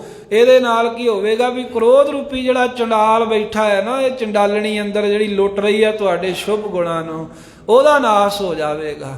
ਭਾਵ ਹੈ ਵੀ ਸੱਚੇ ਦਾ ਸਿਮਰਨ ਕਰਿਆ ਕਰੋ, ਸੰਜਮ ਰੱਖੋ, ਐਵੇਂ ਅਵਾ ਤਵਾ ਬੋਲਣਾ ਤੇ ਖਾਣਾ ਛੱਡ ਦਿਓ ਅਤੇ ਪਰਮੇਸ਼ਰ ਦੀ ਭਗਤੀ ਕਰੋ। ਇਹੀ ਲਕੀਰਾਂ ਕੱਢੋ, ਸਿਮਰਨ ਕਰੋ। ਜਿਵੇਂ ਬਾਹਰੋਂ ਇਸ਼ਨਾਨ ਕਰਦੇ ਹੋ, ਸਿਮਰਨ ਕਰਨਾ, ਜਾਪ ਕਰਨਾ ਐਵੇਂ ਹੀ ਹੈ ਜਿਵੇਂ ਤੁਹਾਡੇ ਅੰਦਰ ਦਾ ਇਸ਼ਨਾਨ ਹੋਊ। ਜਦੋਂ ਅੰਦਰ ਦਾ ਇਸ਼ਨਾਨ ਹੋ ਗਿਆ, ਅੰਦਰੋਂ ਐਨ ਸ਼ੁੱਧ ਹੋ ਜਾਓਗੇ, ਫਿਰ ਚੌਂਕਾ ਵੀ ਪਵਿੱਤਰ ਹੋ ਜਾਵੇਗਾ। ਨਾਨਕ ਅਗੈ ਊਤਮ ਸੇ। ਧੰਨ ਗੁਰੂ ਨਾਨਕ ਦੇਵ ਮਹਾਰਾਜ ਕਹਿੰਦੇ ਇੱਥੇ ਉੱਤਮ ਬਣ ਜਾਣਾ, ਕਿਸੇ ਨੂੰ ਨੀਵੀਂ ਜਾਤ ਦਾ ਕਹਿ ਦੇਣਾ, ਲੋਕਾਂ ਨੂੰ ਦੁਰਕਾਰਨਾ, ਫਟਕਾਰਨਾ, ਪਰਛਾਵਾਂ ਨਾ ਪੈਣ ਦੇਣਾ, ਆਪਣੇ ਆਪ ਨੂੰ ਕਹਿਣਾ ਅਸੀਂ ਉੱਤਮ ਹੈ। ਕਹਿੰਦੇ ਕਹਿਣ ਦੇ ਨਾਲ ਕੀ ਹੋਊਗਾ, ਅੱਗੇ ਊਤਮ ਸੇਈ। ਮਹਾਰਾਜ ਕਹਿੰਦੇ ਅੱਗੇ ਦਰਗਾਹ ਵਿੱਚ ਜਦੋਂ ਪਰਮੇਸ਼ਰ ਦੇ ਕੋਲ ਪਹੁੰਚੇ ਹੋਗੇ ਨਾ, ਉੱਥੇ ਉੱਤਮ ਉਹੀ ਜਾਣੇ ਜਾਣਗੇ। ਉੱਥੇ ਪਤਾ ਲੱਗੂ ਵੀ ਕਿਹੜਾ ਨੀਚ ਹੈ ਤੇ ਕਿਹੜਾ ਉੱਤਮ ਹੈ, ਕਿਹਦੀ ਜਾਤ ਚੰਗੀ ਹੈ ਤੇ ਕਿਹਦੀ ਮਾੜੀ ਹੈ। ਇਹਦਾ ਹਿਸਾਬ ਕਿਤਾਬ ਤਾਂ ਪਰਮੇਸ਼ਰ ਦੇ ਹਜ਼ੂਰ ਜਾ ਕੇ ਅੱਗੇ ਹੋਣਾ ਹੈ। ਜੀ ਪਾਪਾਂ ਪੰਦ ਨਾ ਦੇਹੀ। ਤੇ ਅੱਗੇ ਉੱਤਮ ਸਹੀ ਉਹੀ ਪੁਰਖ ਹੋਣਗੇ ਜਿਹੜੇ ਪਾਪਾਂ ਦੇ ਪੰਦ ਨਾ ਦੇਹੀ। ਪੰਦ ਨਾਮ ਪੰਧ ਰਸਤੇ ਨੂੰ ਵੀ ਕਹਿ ਦਿੰਦੇ ਨੇ, ਉੱਥੇ ਧੱਦੇ ਨਾ ਆਉਂਦਾ, ਇੱਥੇ ਦੱਦੇ ਨਾ ਮਹਾਰਾਜ ਨੇ ਲਿਖਿਆ ਵੀ ਜਿਹੜੇ ਪਾਪਾਂ ਦੇ ਰਾਹ ਵਿੱਚ ਆਪਣਾ ਮਨ ਰੂਪੀ ਪੈਰ ਨਹੀਂ ਪੈਣ ਦਿੰਦੇ, ਉਹ ਉੱਤਮ ਜਾਣੇ ਜਾਂਦੇ ਨੇ ਪਰਮੇਸ਼ਰ ਦੀ ਦਰਗਾਹ ਦੇ ਵਿੱਚ। ਜਾਂ ਪੰਧ ਨਾਮ ਹੈ ਸਿੱਖਿਆ ਦਾ। ਮਹਾਰਾਜ ਕਹਿੰਦੇ ਉਹੀ ਉੱਤਮ ਪਰਮੇਸ਼ਰ ਦੀ ਦਰਗਾਹ ਵਿੱਚ ਜਾਣੇ ਜਾਣਗੇ ਜੇ ਪਾਪਾਂ ਪੰਧ ਨਾ ਦੇਹੀ, ਜਿਹੜੀ ਪਾਪਾਂ ਦੀ ਕਿਸੇ ਨੂੰ ਸਿੱਖਿਆ ਨਹੀਂ ਦਿੰਦੇ। ਜਿਵੇਂ ਤੁਸੀਂ ਲੋਕਾਂ ਦੇ ਵਿੱਚ ਜਾਤ ਪਾਤ ਦਾ ਭਰਮ ਪਾ ਕੇ ਇੱਕ ਦੂਸਰੇ ਨੂੰ ਲੜਾਉਣ ਦਾ ਕੰਮ ਕਰਦੇ ਹੋ, ਪਾਪਾਂ ਦੀ ਸਿੱਖਿਆ ਹੀ ਹੈ ਨਾ। ਤੇ ਜਿਹੜਾ ਇਹ ਕਹਿਣਾ ਵੀ ਜੱਗ ਦੇ ਵਿੱਚ ਆਹੂਤੀ ਦਿਓ, ਉੱਦਾਂ ਕਹਿੰਦੇ ਹੋ ਵੀ ਗਊ ਮਾਤਾ ਹੈ, ਪਰ ਜੇ ਜੱਗ ਵਿੱਚ ਆਹੂਤੀ ਦੇਣੀ ਹੋਵੇ ਤਾਂ ਫਿਰ ਕਹਿੰਦੇ ਵੀ ਗਊ ਦੀ ਜੱਗ ਵਿੱਚ ਬਲੀ ਦਈਏ ਤਾਂ ਇਹ 100 ਵਰੇ ਸਵਰਗਾਂ 'ਚ ਰਹਿੰਦੀ, ਇਹਦਾ ਭਲਾ ਹੋ ਜਾਂਦਾ ਹੈ। ਇਹੋ ਜੀ ਪਾਪਾਂ ਦੀ ਸਿੱਖਿਆ ਨਹੀਂ। ਮਹਾਰਾਜ ਸਾਹਿਬ ਜੀ ਕਹਿੰਦੇ ਜੇ ਕਿਸੇ ਨੂੰ ਦਓਗੇ ਤਾਂ ਪਰਮੇਸ਼ਰ ਦੇ ਹਜ਼ੂਰ ਉੱਤਮ ਜਾਣੇ ਜਾਓਗੇ। ਮਹਲਾ ਪਹਿਲਾ। ਜਦੋਂ ਇਸ ਤਰ੍ਹਾਂ ਗੁਰੂ ਨਾਨਕ ਸਾਹਿਬ ਨੇ ਇਹਨਾਂ ਨੂੰ ਸਿੱਖਿਆ ਦਿੱਤੀ ਵੀ ਇਹ ਤੁਹਾਡੇ ਅੰਦਰ ਜੋ ਮਾੜਾਪਣ ਹੈ ਇਹੀ ਤੁਹਾਡਾ ਚੌਂਕਾ ਪਿੱਟ ਰਿਹਾ, ਬਾਹਰੋਂ ਆ ਕੇ ਕਿਸੇ ਨੇ ਕੀ ਪਿੱਟ ਦੇਣਾ ਹੈ, ਤਾਂ ਫਿਰ ਇਹਨਾਂ ਦੀਆਂ ਬਿਰਤੀਆਂ ਲੱਗ ਗਈਆਂ, ਬਿਰਤੀਆਂ ਠਹਿਰ ਗਈਆਂ, ਗਿਆਨ ਹੋ ਗਿਆ, ਆਨੰਦ ਪ੍ਰਾਪਤ ਹੋ ਗਿਆ। ਇਹ ਵੇਖ ਕੇ ਭਾਈ ਮਰਦਾਨਾ ਜੀ ਕਹਿਣ ਲੱਗੇ, ਮਹਾਰਾਜ ਇਹਨਾਂ ਨੂੰ ਤੁਸੀਂ ਇਹ ਜਿਹੜੇ ਨੀਚ ਸਨ ਬਿਰਤੀ ਕਰਕੇ ਇਹਨਾਂ ਨੂੰ ਤੁਸੀਂ ਬ੍ਰਹਮ ਗਿਆਨ ਬਖਸ਼ ਦਿੱਤਾ ਹੈ। ਇਹ ਤਾਂ ਮਹਾਰਾਜ ਜੀ ਇਹ ਸਾਰੇ ਬਗਲੇ ਹੀ ਸਨ, ਇਹਨਾਂ ਨੂੰ ਤੁਸੀਂ ਹੰਸ ਬਣਾਤਾ ਹੈ। ਇਹ ਪਖੰਡੀ ਸਨ, ਇਹਨਾਂ ਨੂੰ ਤੁਸੀਂ ਸੰਤ ਬਣਾ ਦਿੱਤਾ ਹੈ। ਇਹ ਬੜੀ ਛੇਤੀ ਕਿਰਪਾ ਕਰਤੀ ਹੈ। ਤਾਂ ਇਹ ਸੁਣ ਕੇ ਗੁਰੂ ਨਾਨਕ ਦੇਵ ਮਹਾਰਾਜ ਕਹਿੰਦੇ, ਕਿਆ ਹੰਸ ਕਿਆ ਬਗਲਾ। ਮਹਾਰਾਜ ਕਹਿੰਦੇ ਭਾਈ ਮਰਦਾਨੇ ਕਿਆ ਹੰਸ, ਕਹਿੰਦੇ ਕੀ ਹੋ ਗਿਆ ਜੇ ਇਹਨਾਂ ਨੂੰ ਅਸੀਂ ਹੰਸ ਬਣਾਤਾ, ਕਿਆ ਬਗਲਾ, ਕਿੱਥੇ ਪਹਿਲਾਂ ਬਗਲੇ ਦੀ ਨਿਆਈ ਸਨ, ਕੀ ਇਹ ਬਗਲੇ ਸਨ। ਭਾਵ ਕਿ ਹੈਗੇ ਤਾਂ ਇਹ ਬਗਲੇ ਵਾਂਗ, ਜਿਵੇਂ ਬਗਲਾ ਬਾਹਰੋਂ ਚਿੱਟਾ ਹੁੰਦਾ ਹੈ ਨਾ, ਵੀ ਬਾਹਰੋਂ ਤਾਂ ਇਹ ਚਿੱਟੇ ਸਨ, ਸੰਧਿਆ ਤਰਪਣ ਗਾਇਤਰੀ ਪੂਜਾ ਪਾਠ ਕਈ ਕੁਝ ਕਰਦੇ ਸਨ, ਬਾਹਰੋਂ ਤਾਂ ਧਰਮੀ ਸਨ, ਪਰ ਅੰਦਰੋਂ ਮਹਾਰਾਜ ਸਾਹਿਬ ਜੀ ਕਹਿੰਦੇ ਇਹਨਾਂ ਦੇ ਕਰਮ ਖੋਟੇ ਸੀ। ਅੰਦਰੋਂ ਇਹਨਾਂ ਦੇ ਜਿਹੜੀ ਇਹੋ ਜਿਹੀ ਜਾਤ ਪਾਤ ਦਾ ਵਿਤਕਰਾ, ਅੰਦਰ ਇਹਨਾਂ ਦੇ ਕਪਟ ਸੀ, ਛਲ ਸੀ। ਇਸ ਕਰਕੇ ਕਿਆ ਕੀ ਹੋ ਗਿਆ ਜੇ, ਕਹਿੰਦੇ ਪਾਤਸ਼ਾਹ ਕਹਿੰਦੇ ਇਹਨਾਂ ਬਗਲੇ ਵਰਗੇ ਪੰਡਤਾਂ ਨੂੰ ਅਸੀਂ ਹੰਸ ਬਣਾ ਦਿੱਤਾ ਹੈ। ਜਾ ਕੋ ਨਦਰ ਕਰੀ। ਇਹ ਤਾਂ ਪਰਮੇਸ਼ਰ ਜਾ ਕੋ, ਜਿਨ੍ਹਾਂ ਦੇ ਉੱਤੇ ਵੀ ਆਪ ਆਪਣੀ ਨਜ਼ਰ ਦਇਆ ਦ੍ਰਿਸ਼ਟੀ ਕਰ ਦਿੰਦਾ, ਰਹਿਮਤ ਕਰ ਦਿੰਦਾ ਹੈ। ਉਹਨਾਂ ਨੂੰ ਮਹਾਰਾਜ ਜੀ ਗਿਆਨ ਬਖਸ਼ ਕੇ ਨਿਹਾਲ ਕਰ ਦਿੰਦੇ ਹਨ। ਜਾਂ ਦੂਜਾ ਭਾਵ ਹੈ ਕਿਆ ਹੰਸ ਕਿਆ ਬਗੁਲਾ, ਕਹਿੰਦੇ ਕੀ ਹੰਸ ਤੋਂ ਭਾਵ ਕਿ ਕੀ ਕੋਈ ਸੰਤ ਹੈ, ਭਾਵੇਂ ਕਿਆ ਬਗੁਲਾ ਕੀ ਭਾਵੇਂ ਬਗਲੇ ਵਰਗਾ ਕੋਈ ਪਖੰਡੀ ਪਾਪੀ ਜੀਵ ਹੈ, ਜਿਹਦੇ ਉੱਤੇ ਵੀ ਮਾਲਕ ਆਪਣੀ ਕਿਰਪਾ ਕਰ ਦੇਵੇ, ਉਹਨਾਂ ਨੂੰ ਬ੍ਰਹਮ ਗਿਆਨ ਬਖਸ਼ ਕੇ ਨਿਹਾਲ ਕਰ ਦਿੰਦਾ ਏ। ਜੋ ਤਿਸ ਭਾਵੈ ਨਾਨਕ। ਸਤਿਗੁਰੂ ਨਾਨਕ ਦੇਵ ਮਹਾਰਾਜ ਸਾਹਿਬ ਜੀ ਕਹਿੰਦੇ ਭਾਈ ਮਰਦਾਨਾ ਜੀ, ਬਗਲੇ ਤੋਂ ਹੰਸ ਬਣਾਇਆ ਇਹ ਤਾਂ ਕੋਈ ਵੱਡੀ ਗੱਲ ਨਹੀਂ ਹੈ, ਜੇ ਉਸ ਵਾਹਿਗੁਰੂ ਨੂੰ ਜਿਹੜਾ ਪੁਰਖ ਭਾ ਜਾਵੇ, ਚੰਗਾ ਲੱਗ ਜਾਵੇ। ਕਾਗਹੁ ਹੰਸ ਕਰੀ, ਉਹ ਮਾਲਕ ਦਾ ਕਾਵਾਂ ਤੋਂ ਵੀ ਹੰਸ ਬਣਾ ਦਿੰਦਾ ਹੈ। ਭਾਵ ਇਹ ਹੈ ਵੀ ਜਿਹੜਾ ਬਗਲਾ ਏ ਉਹ ਬਾਹਰੋਂ ਤਾਂ ਚਿੱਟਾ ਹੁੰਦਾ ਹੈ ਨਾ, ਅੰਦਰ ਹੀ ਉਹਦੇ ਮਾੜੀ ਵਿਚਾਰ ਹੁੰਦੀ ਹੈ, ਪਰ ਕਾਂ ਬਾਹਰੋਂ ਵੀ ਕਾਲਾ ਹੈ ਤੇ ਅੰਦਰੋਂ ਵੀ, ਕਹਿੰਦੇ ਵੀ ਉਹਦੀ ਗੰਦਗੀ ਖਾਣ ਦੀ ਆਦਤ ਹੈ, ਉਹ ਅੰਦਰੋਂ ਵੀ ਮਾੜਾ ਤੇ ਬਾਹਰੋਂ ਵੀ ਮਾੜਾ ਹੈ। ਸਾਹਿਬ ਜੀ ਕਹਿੰਦੇ ਪਾਂਡੇ ਜਿਹੜੇ ਸਨ ਬਾਹਰੋਂ ਤਾਂ ਚੰਗੇ ਹੀ ਸਨ ਨਾ, ਅੰਦਰੋਂ ਚੰਗਿਆ ਕਰਕੇ ਹੰਸ ਬਣਾਤਾ ਤਾਂ ਕੀ ਵੱਡੀ ਗੱਲ ਹੈ। ਜਿਹੜਾ ਜੀਵ ਉਸ ਰੱਬ ਨੂੰ ਭਾ ਜਾਵੇ, ਉਹਦੇ ਕਾਂ ਵਰਗੇ ਜਿਹੜੇ ਅੰਦਰੋਂ ਵੀ ਕਹਿੰਦੇ ਵੀ ਨਿੰਦਾ ਕਰ ਰੂਪੀ ਵਿਸ਼ਟਾ ਗੰਦਗੀ ਖਾਂਦੇ ਆ, ਵਕਾਰਾਂ ਰੂਪੀ ਗੰਦਗੀ ਖਾਂਦੇ ਹਨ, ਤੇ ਬਾਹਰੋਂ ਵੀ ਕਹਿੰਦੇ ਕਾਂ ਵਾਂਗੂ ਕਾਲੇ ਨੇ, ਪਾਪ ਕਰ ਕਰਕੇ ਲੋਕਾਂ ਨਾਲ ਧੱਕਾ ਕਰਦੇ ਨੇ, ਲਹੂ ਪੀਂਦੇ ਹਨ। ਉਹ ਬਾਹਰੋਂ ਵੀ ਕਾਲੇ ਜਿਹੜੇ ਨੇ, ਅੰਦਰੋਂ ਵੀ ਕਾਲੇ ਨੇ, ਕਾਂ ਵਰਗੇ। ਪਰਮੇਸ਼ਰ ਨੂੰ ਜਿਹੜਾ ਚੰਗਾ ਲੱਗ ਗਿਆ, ਮਾਲਕ ਤਾਂ ਕਾਂ ਵਰਗਿਆਂ ਨੂੰ ਵੀ ਹੰਸ ਬਣਾ ਦਿੰਦਾ, ਕਾਗੋਂ ਹੰਸ ਕਰ ਦਿੰਦਾ ਹੈ। ਬਗਲੇ ਤੋਂ ਹੰਸ ਬਣਾਉਣਾ ਤੇ ਸਾਹਿਬ ਕਹਿੰਦੇ ਕਿ ਬਹੁਤੀ ਵੱਡੀ ਗੱਲ ਹੈ। ਮਾਲਕ ਦੀ ਕਿਰਪਾ ਹੋਵੇ ਤਾਂ ਕਾਵਾਂ ਨੂੰ ਵੀ ਹੰਸ ਬਣਾ ਦਿੰਦਾ। ਪ੍ਰਤੱਖ ਵੀ ਮਹਾਰਾਜ ਨੇ ਕਾਵਾਂ ਤੋਂ ਹੰਸ ਬਣਾਏ ਸਨ। ਜਦੋਂ ਅੰਮ੍ਰਿਤਸਰ ਸਾਹਿਬ ਸਰੋਵਰ ਦਾ ਮਹਾਤਮ ਪ੍ਰਗਟ ਕਰਨਾ ਸੀ, ਤਾਂ ਖੇੜੀ ਵਰਤਾਈ ਨਾ ਵੀ ਉਹ ਕਾਂ ਵਿੱਚੋਂ ਨਹਾ ਕੇ ਹੰਸ ਬਣੀ ਜਾਂਦੇ ਸਨ, ਜਿਹਨੂੰ ਵੇਖ ਕੇ ਪਿੰਗਲੇ ਨੇ ਚੁੰਬੀ ਮਾਰੀ ਤੋਂ ਇਸ਼ਨਾਨ ਕੀਤਾ ਤੇ ਪਿੰਗਲ ਦੂਰ ਹੋ ਗਿਆ ਸੀ ਉਸ ਕੋੜੀ ਦਾ। ਸੋ ਇਸ ਪ੍ਰਕਾਰ ਦੇ ਨਾਲ ਵਾਹਿਗੁਰੂ ਨੂੰ ਕਹਿੰਦੇ ਜਿਹੜਾ ਭਾ ਜਾਵੇ, ਉਹ ਮਾਲਕ ਕਾਂ ਵਰਗੇ ਜੀਵਨ ਜਿਨ੍ਹਾਂ ਦੇ ਹਨ, ਗੰਦੇ ਹਨ ਜਿਹੜੇ, ਉਹਨਾਂ ਨੂੰ ਵੀ ਪਵਿੱਤਰ ਸੰਤ ਸਾਧੂ ਬਣਾ ਦਿੰਦਾ। ਇਹਦਾ ਮਾਲਕ ਦੀਆਂ ਵਡਿਆਈਆਂ ਨੇ, ਕੋਈ ਦਾਅਵੇਦਾਰੀਆਂ ਨਹੀਂ ਵੀ ਕੌਣ ਹੰਸ ਬਣੂਗਾ ਤੇ ਕੌਣ ਨਹੀਂ। ਇਹ ਪਰਮੇਸ਼ਰ ਨੂੰ ਭਾ ਜਾਵੇ, ਜਿਹੜਾ ਜਿਹਦੀ ਕਰਨੀ ਕਮਾਈ ਚੰਗੀ ਲੱਗੇ, ਵਾਹਿਗੁਰੂ ਨੂੰ ਜਿਨ੍ਹਾਂ ਉੱਤੇ ਮਿਹਰ ਕਰਨੀ ਭਾ ਜਾਵੇ, ਉਹਨਾਂ ਨੂੰ ਕਾਂ ਵਰਗਿਆਂ ਨੂੰ ਵੀ ਹੰਸ ਵਰਗੇ ਬਣਾ ਦਿੰਦਾ, ਭਾਵ ਸੰਤ ਬਣਾ ਦਿੰਦਾ। ਇਹ ਪਾਪੀਆਂ ਦੇ ਤਾਈਂ, ਜਿਵੇਂ ਸੱਜਣ ਠੱਗ ਪਾਪੀ ਸੀ, ਮਹਾਰਾਜ ਨੇ ਉਹਨੂੰ ਸੱਜਣ ਸੰਤ ਬਣਾ ਦਿੱਤਾ। ਕੌਡਾ ਰਾਖਸ਼ ਸੀ, ਕੌਡੇ ਨੂੰ ਵੀ ਸੰਤ ਬਣਾ ਦਿੱਤਾ। ਕਿੰਨੇ ਇਹੋ ਜਿਹੇ ਹੋਰ ਮਹਾਰਾਜ ਸਾਹਿਬ ਜੀ ਨੇ ਜਿਹੜੇ ਪਾਪੀ ਲੋਕ ਸਨ, ਉਹ ਕਾਂ ਵਰਗੇ ਸਨ, ਅੰਦਰੋਂ ਬਾਹਰੋਂ ਸੰਤ ਬਣਾ ਦਿੱਤੇ ਹਨ। ਜਿਹੜਾ ਕੌਡਾ ਰਾਖਸ਼ ਸੀ ਉਹ ਕਾਂ ਵਰਗਾ ਸੀ, ਕਿਉਂਕਿ ਬਾਹਰੋਂ ਵੀ ਤੇ ਅੰਦਰੋਂ ਵੀ ਪਾਪ ਸੋਚਦਾ ਸੀ। ਜਿਹੜਾ ਸੱਜਣ ਠੱਗ ਸੀ ਉਹ ਬਾਹਰੋਂ ਬਗਲੇ ਵਰਗਾ ਸੀ, ਅੰਦਰੋਂ ਉਹ ਕਾਂ ਬਿਰਤੀ ਸੀ, ਉਹਨੂੰ ਵੀ ਮਹਾਰਾਜ ਜੀ ਨੇ ਹੰਸ ਬਣਾ ਦਿੱਤਾ। ਐਵੇਂ ਗਰੀਬ ਨਵਾਜ਼ ਸਤਿਗੁਰੂ ਸਾਹਿਬ ਜੀ ਤੇ ਦਇਆ ਕਰਨ ਉਹਨੂੰ ਨਿਹਾਲ ਕਰ ਦਿੰਦੇ ਹਨ। ਐਵੇਂ ਸਤਿਗੁਰੂ ਸਾਹਿਬ ਜੀ ਨੇ ਉਹਨਾਂ ਬ੍ਰਾਹਮਣਾਂ ਨੂੰ ਉਪਦੇਸ਼ ਦੇ ਕੇ ਸਿੱਧੇ ਰਾਹੇ ਪਾਇਆ ਸੀ ਵੀ ਜੀਵਨ ਚੰਗਾ ਬਣਾਓ, ਐਵੇਂ ਪਖੰਡ ਜੇ ਨਾ ਕਰੀ ਜਾਓ, ਜੀਵਨ ਗਰਕ ਹੋ ਜਾਏਗਾ। ਸੋ ਹੰਸ ਜਿਵੇਂ ਬਣਦੇ ਨੇ, ਗੁਰੂ ਰਾਮਦਾਸ ਉਹਨਾਂ ਬਚਨਾਂ ਨੂੰ ਹੋਰ ਖੋਲਦੇ ਹਨ ਵੀ ਕਾਂ ਤੋਂ ਹੰਸ ਕਿਵੇਂ ਬਣਿਆ ਜਾਊਗਾ।